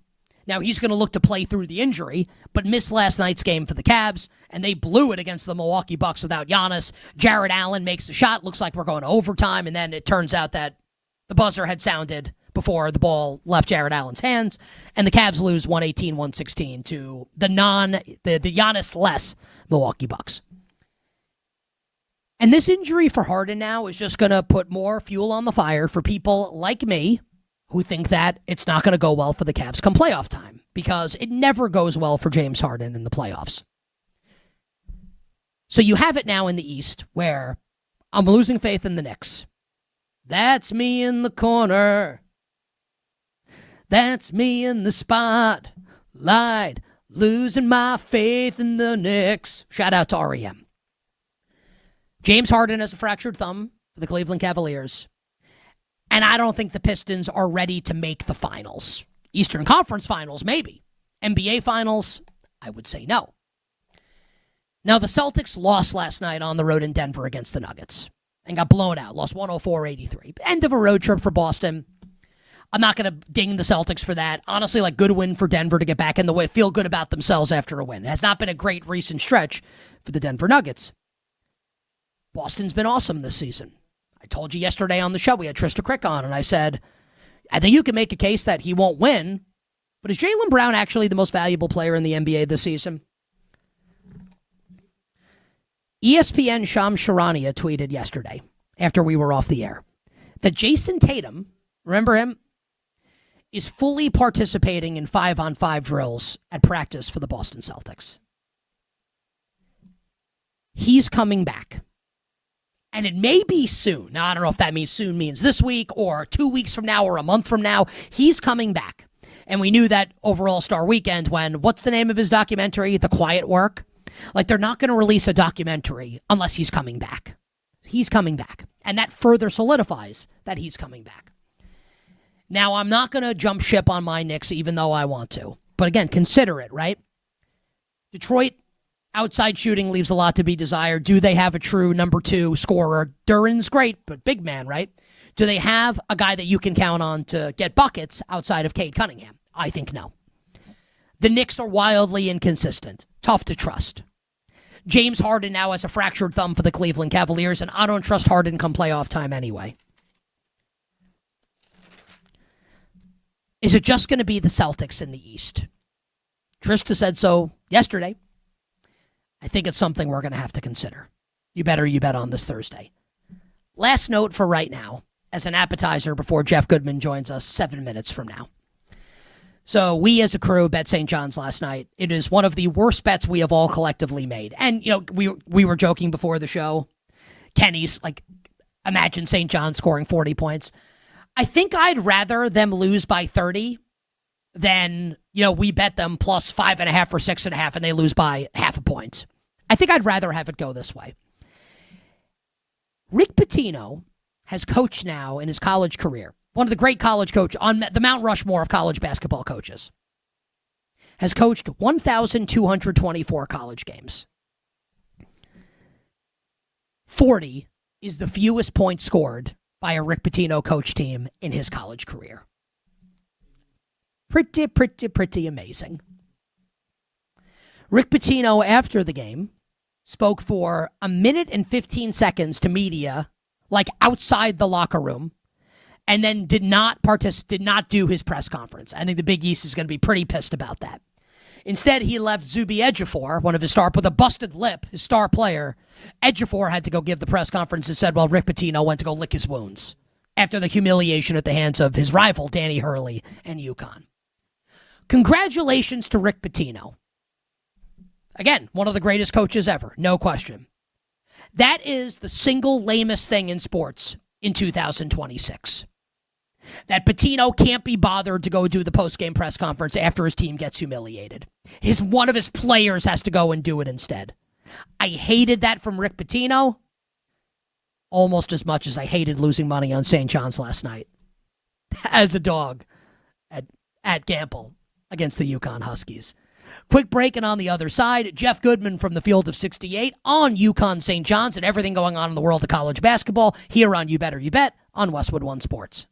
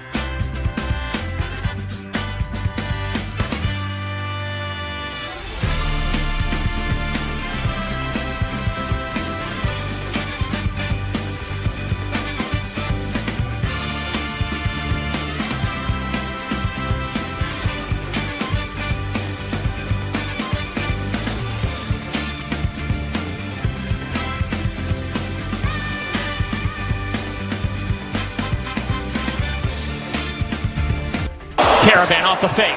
Caravan all the way. Timeout, Rick Pitino.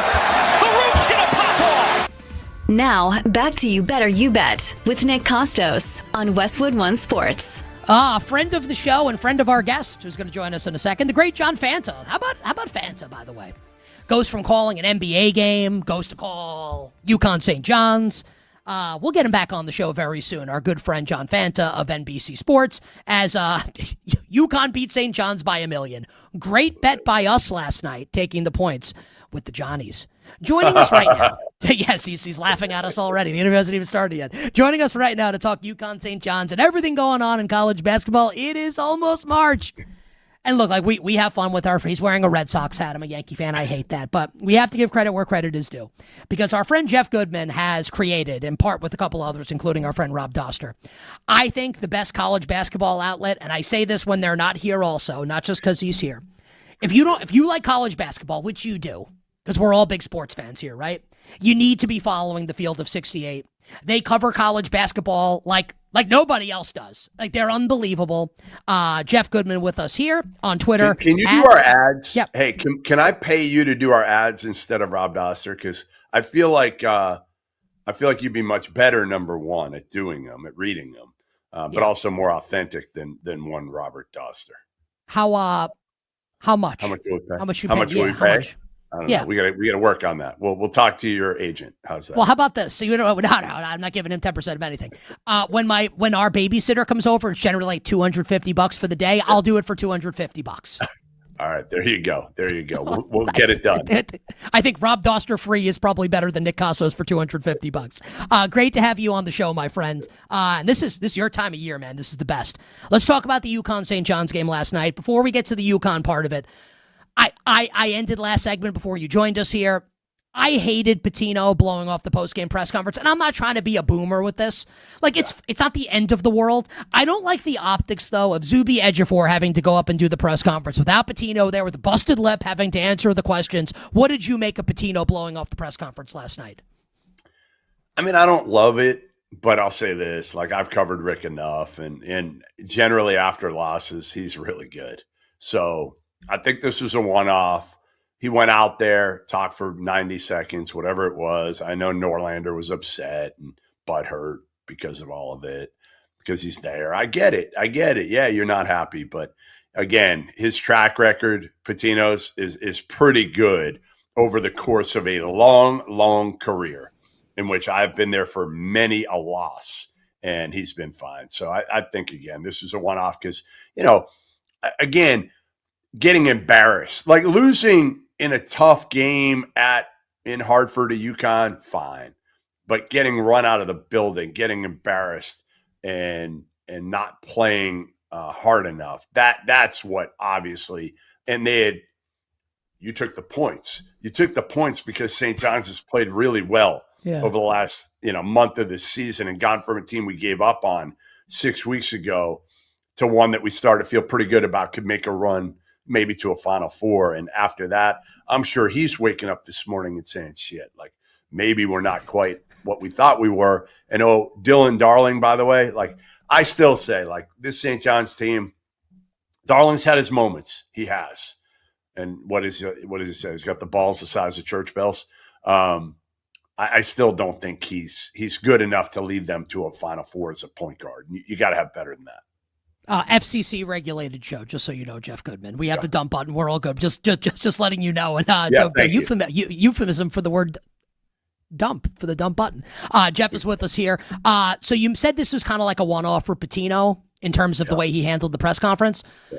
Is it a one-off for St. John's moving forward, or is this, you think, symptomatic of a larger issue for the Johnnies who had been playing great?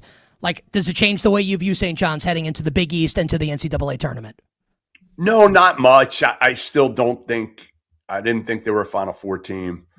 Again, 6 weeks ago, I still really don't believe that. I think they're a second weekend team that could maybe get to an Elite Eight. Depending on the matchups, maybe they could get lucky and get there. But, this next game against Villanova at home on Saturday is going to be important that they rebound and play like themselves, which I think they will. But let's face it, this Big East has been – it's been the Big Least this year. It's really been like awful for the most part. There's a reason DePaul sits basically tied for Creighton in 5th place right now. And give Chris Holtman all the credit in the world, but like this league, the bottom of the league has been atrocious this year. Providence, Georgetown, Creighton, which is in the middle of the league. I mean, even Seton Hall, like they haven't been very good since the first month when we kind of deemed them as like, you know, the cute story of Shaheen Holloway getting Seton Hall back to the tournament. Well, they're not making the tournament. No lies detected there on the Big East and how bad it's been this season. There's no question about it. And I think we'll probably get St. John's UConn Part 3 in the Big East Championship at Madison Square Garden. One can only hope. Last question on the game from last night. You know, UConn obviously is a team that could end up on the 1 line in the tournament. You know, maybe Danny Hurley gets them back to the national championship, back to the Final Four. What do you see the upside being for this UConn team with Taris Reed and company after last night's game? I mean, national title. Absolutely. I think they're right there. They're in that group of 5 to me. And the group of 5 is in whatever order you want to put them in. I'll put them in my order. My order is Michigan, Duke. Then I think I would probably – then it gets a little bit tough. I'd probably go UConn 3, Arizona 4, Florida 5. I think those are the 5 that you can put. And then obviously Iowa State's right on the periphery, you know, Houston – and Illinois, some of those other teams. Purdue, probably the next tier down. I don't think Purdue can win it. Yeah, I'm pretty pissed at Purdue. I like them tonight against Michigan State. What do you think about that? Me too. Oh, yeah. Love them tonight. Love them. They match up really well against the Spartans, especially.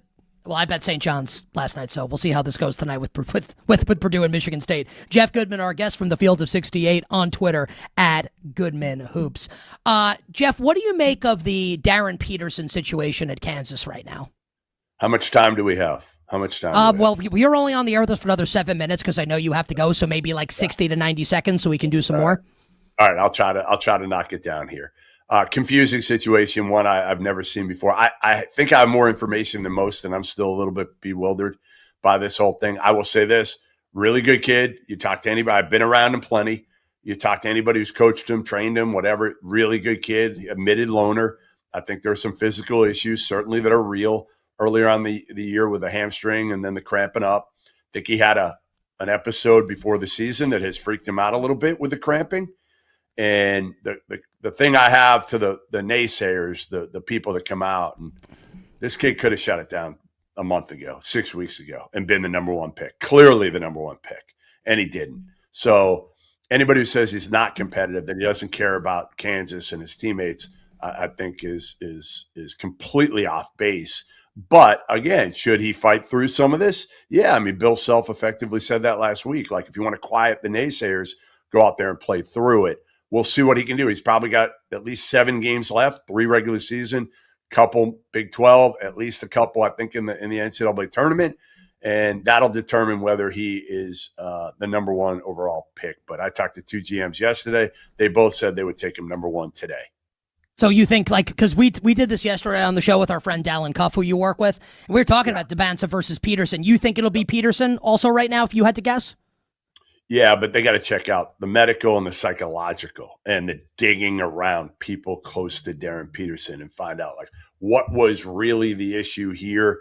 And I think as long as the medical and the psychological checks out, which I think they feel like, hey, we'll put our own people with him, you know, psychologically to figure, because I think that's the big part of it now. I think it's more psychological than physical for him when he starts to feel anything. I think he's told, number 1, to tap out, and number 2, I'm not sure he can figure out how to work through it, and that's going to be the key for him. Why do you have Michigan as your most likely team to win the national championship and not Duke, considering Duke beat Michigan over the weekend, this past weekend? I still think, you know, again, you can win a one-off there. You can win a one-off. I thought it was a close game in a neutral court that was probably predominantly Duke fans. Michigan did not shoot well in that game. Elliot Cadeau was atrocious until the very end. For 39 minutes, he was not what we saw Elliot Cadeau this whole season. I feel like Michigan's got way more margin for error. Like, Duke played a really good game. Cam Boozer played well. Evans played well. Like, they they were really good. And defensively, they did a great job on the glass. Gamba was awesome. So I think Duke's right there. I just have a little bit more faith in Michigan for what they've done over the totality of the season. Michigan at Illinois coming up tomorrow night. Michigan, a 1.5-point favorite, it looks like right now. Who do you like in that game, Jeff, and why? I'll take Michigan. I'll take Michigan in that one. I think Michigan's the type of team, too, that kind of gets up for these bigger games. You know, you saw it the other day against Minnesota. Like, they're kind of sleepwalking. It's a long season. It's a long season, and this is like the hardest part of the season for a team like Michigan because, you know, we've been talking about them all year. They've been blowing teams out, and now it's kind of they just want to probably get to the Big Ten tournament at this point. But this is a big one in a hostile environment. Is there a team, Jeff, that you feel like people are not talking about right now that you think they should be? Why? Alabama. I've said it all year. I just feel like if Alabama, and they're not, like LeBaron Fallon was hurt last night and they scored like 1 million points again. They can score with anybody. The question is up front, right? Do they have enough? Can Aiden Sherrill, you know, put together enough games and stay out of foul trouble and stay healthy? They're always hurt. Like every game, every single game, if you look back on it, I'm not sure Nate Oates has had a full complement of players. And obviously the Bediako thing throws a little bit of a wrench in that whole deal. But, you know, I just think this team, man, their guards, they have 6 guards. 6 guards, Nick, like they can all play at a high level. And Amari Allen was awesome last night. You got Holloway, you got Houston. Like you just keep going on, and guards win in the tournament. But they got to guard a little bit, too. They got to defend. Give us a team not on the radar the way Alabama is. So same question, but let's dig a little deeper than Alabama. Like a team on the bubble almost that can make some noise? Sure, just like I would say like Bama's been to a Final Four recently, like Nate Oates is great. Like a team that less people are talking about than Alabama that you think can make a run. I would say, you know, to me, maybe like a Miami would scare me a little bit. They got tough guards, older team. They can guard. They got a ton of bigs. They got a freshman that nobody talks about. Nobody in Shelton Henderson, who is an absolute beast of a power guard. Jay Lucas has done a great job in his first year as a head coach this year when a lot of people question that hire. He didn't think they could really score, and they've been able to score pretty good this year. But I like kind of their team, and they're old, man. They are old, and I think that will certainly help them with Trey Donaldson, with Renew's been at Indiana. True Washington's been around for a while. They got a lot of dudes that have played a lot of basketball. I'm going to final question here. Yeah. You mentioned like your tier of teams, Purdue may be leading off the second, so I'm going to leave Purdue out. At BetMGM right now, I'm going to give you odds to make the Final Four, and you tell me which of these, if you had to bet one to make the Final Four, who would it be and why? Kansas plus 575, Arkansas at 9, Gonzaga 10, Michigan State 13, Nebraska 14, Tennessee 14, Virginia 15, Louisville 17, Vandy 18, North Carolina 25, Kentucky 30. Who does Jeff Goodman like? 30 seconds. I'll go Carolina. I'll go Carolina with those odds. With Caleb Wilson coming back, you know, Wilson and Vesar are a dominant duo. And again, I just said guards win. I don't love their guards, but I think Seth Trimble's playing at a level that he's never played at. He could play some point. Derek Dixon's shown the ability to play the point at a pretty high level as a talented freshman. So as long as Caleb Wilson gets back for the ACC tournament, I don't want to see Carolina if I'm a team in the NCAA tournament, not with those two dudes up front. Jeff, awesome job. Love having you on the show. Can we get at least one more Jeff Goodman appearance this college basketball 100%. season? No, you know how much I love you. It's just like this time of year, man, I am wall to wall, but I will always make time for you. You know that. Always. Do you mean that? I do. Absolutely. Listen, in terms of people I like going on their show, right now you are number one. I'm not kidding. I'm not just saying this. You are number one. You are number one. You know your stuff. You're fun. You're loose. We have fun. I miss seeing you. I don't think I'm going to see you in Vegas. I think we're going to do our shows in DC this year. But we got to find a way to hang out at some point. Who's more dude, I had such a blast with you, dude. You and John Martin need to do a stand-up routine together. I know. Johnny, trust me. We got to rein Johnny in a little bit this year, though. No, he is great. Out of his you know mind. what? And you know I love you guys. Last question. Who is more talented and who has a better fade beard combination? Me or Rob Doster? Oh, it ain't even close. I mean, Doster's looks fake. I mean, it looks fake. So you by far by an absolute landslide. I hope you play this next time that you have him on. Okay, I don't think he returns our texts. I don't think he's come on the show once in the last year. I don't know what his deal is. He's too busy shoveling. Well, I mean, I'm here. I'm in New York. At Goodman Hoops, Field to 68. We love you, buddy. Appreciate you. Likewise, man. Talk soon. The great Jeff Goodman joining us here on the show. Love Jeff. And I'll say he just dropped off. The Field to 68 is incredible. Like, they're great. And just to be fair to Rob Doster, like, Rob is boys with Brad Evans. Brad hosts BetMGM tonight. He goes on with them all the time. So, like, just so people know, like, we're messing around. Like, Rob Doster is awesome. Also, my beard fade combo is better than his. Now, who's more talented? Beauty's in the eye of the beholder. As are beard shape-ups. So, Jeff said something that I thought was fascinating there. And I would like to compare and contrast it with what Dallin Cuff said yesterday, joining us on the show talking college hoops. I asked Dallin who the best team is in college, or give us teams that can win the national championship. Dallin said Florida. Florida won the title last year, had a rough start to the year this year, and has really kicked things into gear.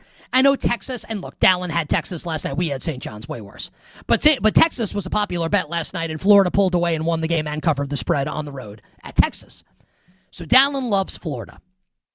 Jeff Goodman gave us 5 teams to win the national championship. Michigan, Duke, Arizona, that's like everybody's big 3.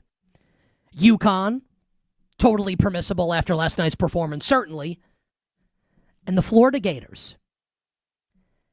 So I know that Florida won the title last year. I totally get it. But I also think it's fair to say, and I think I am more ensconced in the college basketball world than most. It's my job to be up on all this stuff. I think it's pretty fair to say that Florida, despite winning the title last year, has not been a team that's been talked about a ton this year. Like, that's fair, right? Like, Tyler and Kenny, you're huge college fans. You agree with that? You type it in the chat. Like, who has talked about Florida in that way this year? To be fair, they didn't merit being talked about in the way that we've spoken about Michigan and Arizona and recently Duke. This recent run of form by the Gators, I just want everybody to clock that right now. You and our audience. Dallin Cuff yesterday says Florida's the best team. Jeff Goodman today says Florida's one of 5 teams that can win the national championship. We're like a couple weeks away from Selection Sunday. How great is that? We'll take a quick break. And on the other side, we'll wrap up the show with all our bets for tonight. We'll talk some hockey as well. And when I say talk some hockey, we have some amazing sound to play for all of you from last night's New Jersey Devils game as the United States and the state of New Jersey welcome back to Olympic hero Jack Hughes. We'll wrap up the Thursday edition of You Better You Bet next here on Westwood One Sports, presented by BetMGM.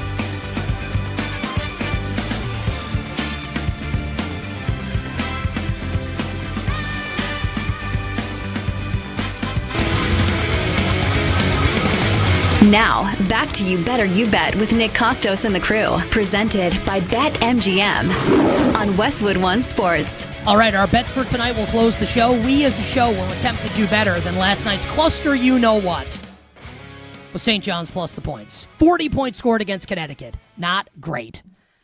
Before we wrap up the show with bets and some thoughts on last night's hockey slate as it pertains to Jack Hughes, we got to tell you about our show sponsor at BetMGM. There's no better place to be during March matchups than Vegas. And this year, college basketball fans can win a VIP trip to the Court of Legends event featuring the Cavender twins. Simply place sports bets, and your position on the leaderboard will determine if you win one of the 25 grand prize packages. Just sign into your BetMGM account, opt into the promotion, then start placing sports bets of at least $10 to climb the leaderboard. Make this March one to remember. Join the Court of Legends leaderboard so you can make it legendary. Download the BetMGM app today, and please gamble responsibly.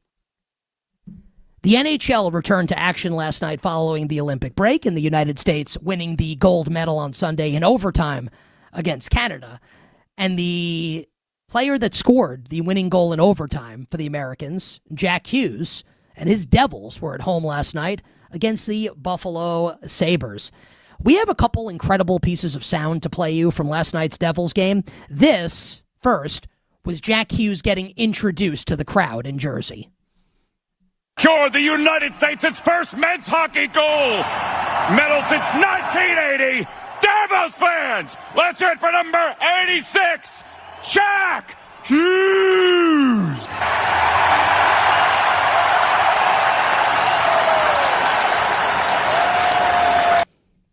Love that. So the crowd goes nuts for Jack Hughes. The ovation went on for a long time for Jack Hughes, as you might imagine. And then we had this, what Jack Hughes said to the crowd prior to the game. I'm so proud and I'm so happy that the men's and women's USA hockey teams brought gold medals back to the United States of America.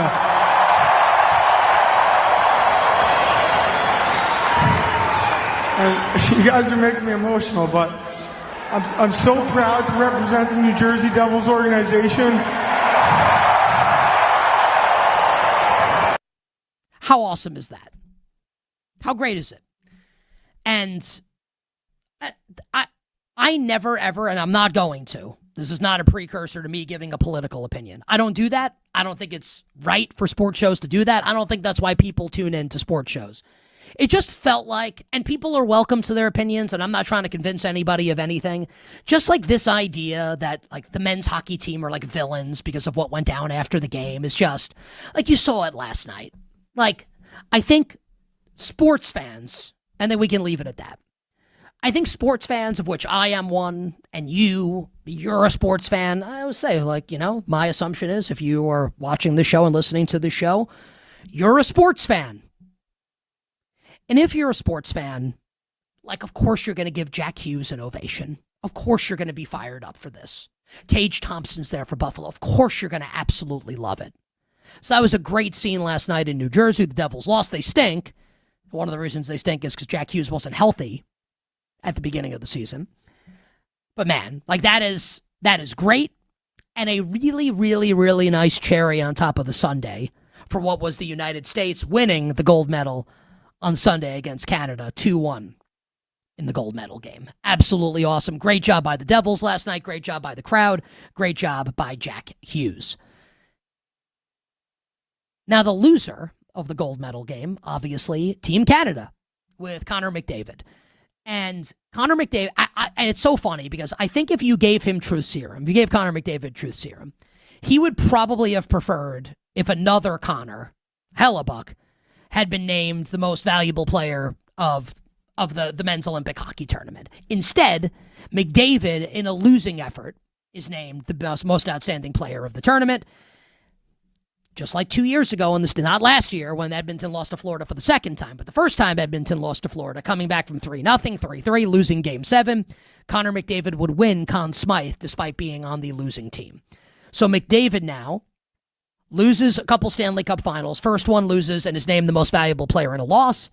And then Team Canada loses and he is named the most valuable player despite the loss. And that led to this exchange yesterday between a reporter and the great Connor McDavid. It's disappointing. No way around it. We could be sitting here having a totally different conversation if things had gone a little bit differently. So, yeah, it's hard. It's hard to win. It's hard to win at any level, especially when we're talking about the best of the very, very best in the NHL and the Olympics. So, I think it's fair to say, and the book is not closed the way it is on a Dan Marino, Karl Malone, a Charles Barkley. All-time players in their sports to not win a championship. I think what I'm about to say is fair. And maybe like you would say like Barry Bonds, right? As a potential counter to the statement I'm going to make. So maybe we'll make it a little more general. If Connor McDavid doesn't win a championship with the Edmonton Oilers or wherever he goes, and we did this last year on the show, like after Edmonton lost the Stanley Cup and he stays in Edmonton, I kind of felt like he should have left, but I'm not in his head to make that decision. So we'll see if Connor McDavid spends his whole career in Edmonton or if he finishes his career elsewhere, like Wayne Gretzky did. But Gretzky obviously won 4 Stanley Cups or 3 Stanley Cups in Edmonton before he got traded to the Los Angeles Kings and then went to the Rangers, St. Louis, etc. The great one. If Connor McDavid doesn't win a Stanley Cup, he goes down as one of, like maybe it's like him and Bonds. Are there any others? Like we have big sports fans on our crew. Does anybody stand out? Marino. Certainly the best hockey player to have never won a cup if he doesn't win one. Think of all the greats in hockey. Crosby, champion. Just recently. Ovechkin, champion. Lemieux, champion. Gretzky, champion. It will be a shame if he doesn't win. And I think we've reached the point now, and I'm reticent to say things like this because he's obviously very, very, very, very rich. And I'm sure his life is, I shouldn't say his life's definitely good, but he's got the financial means to make his life good. I actually feel bad for him. And I'm guessing that some people in the audience will agree with that and will feel bad for Connor McDavid, and others won't feel bad for him. But imagine being him for a moment, right?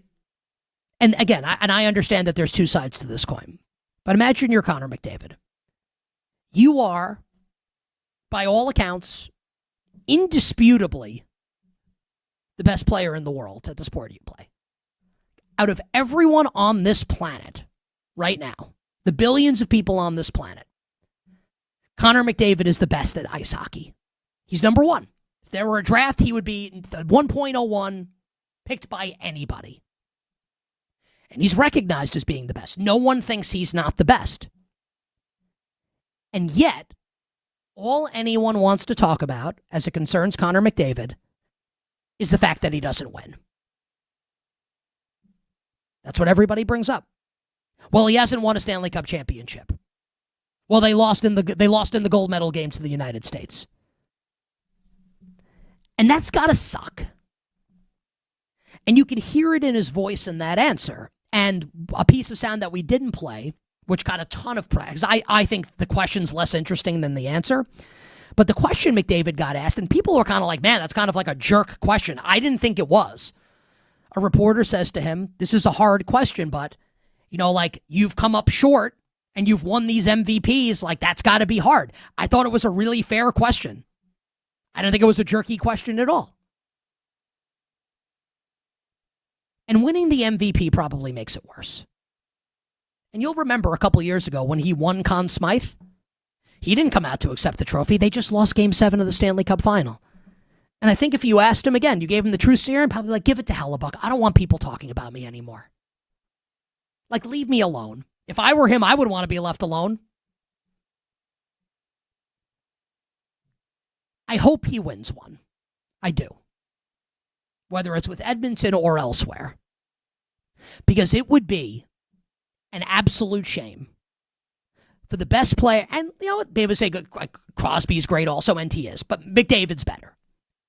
For the best player of this generation, of this century in the National Hockey League, if he never won a championship. If he's going to go down like Marino, Malone, Barkley, Bonds, it would suck. I hope he gets one.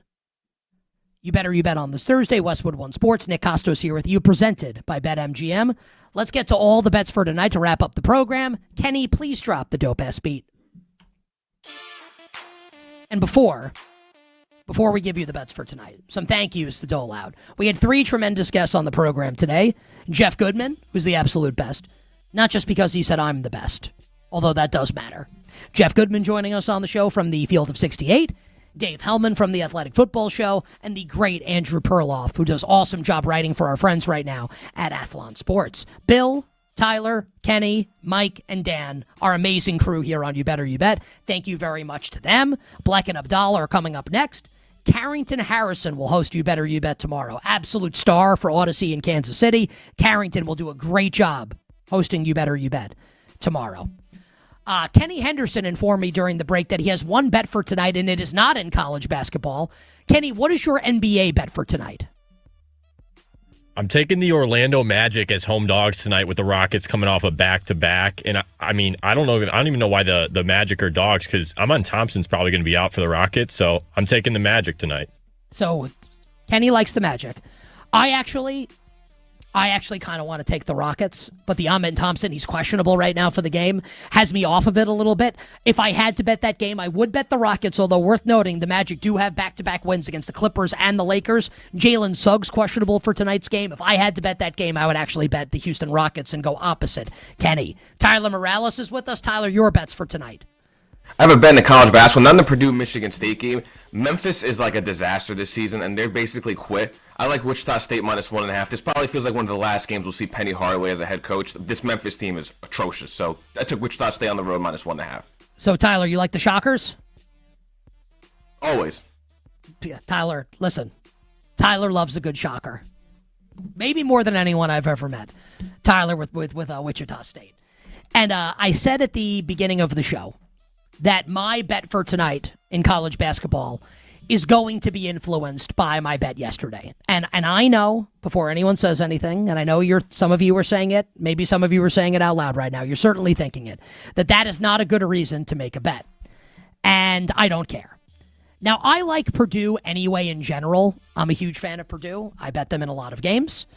Some of them win, some of them have lost. So you know I like Purdue coming up tonight against Michigan State. There are a lot of people who like Sparty in the game because it feels like too many points. This was 6.5 a little while ago. We are now out to Purdue -7.5, almost at -8. Last night, I took the points with St. John's because I felt like it was too many points. Final score, UConn 72, St. John's 40. 72-40. Tonight, I will not make that same mistake. Tonight, to paraphrase Cam Neely, Boston Bruins legend, as Seabass in Dumb and Dumber, we don't need 2 Boilermakers. Make it 8, because Purdue wins by a minimum of 8 points tonight. It's not too many points. No. 7.5.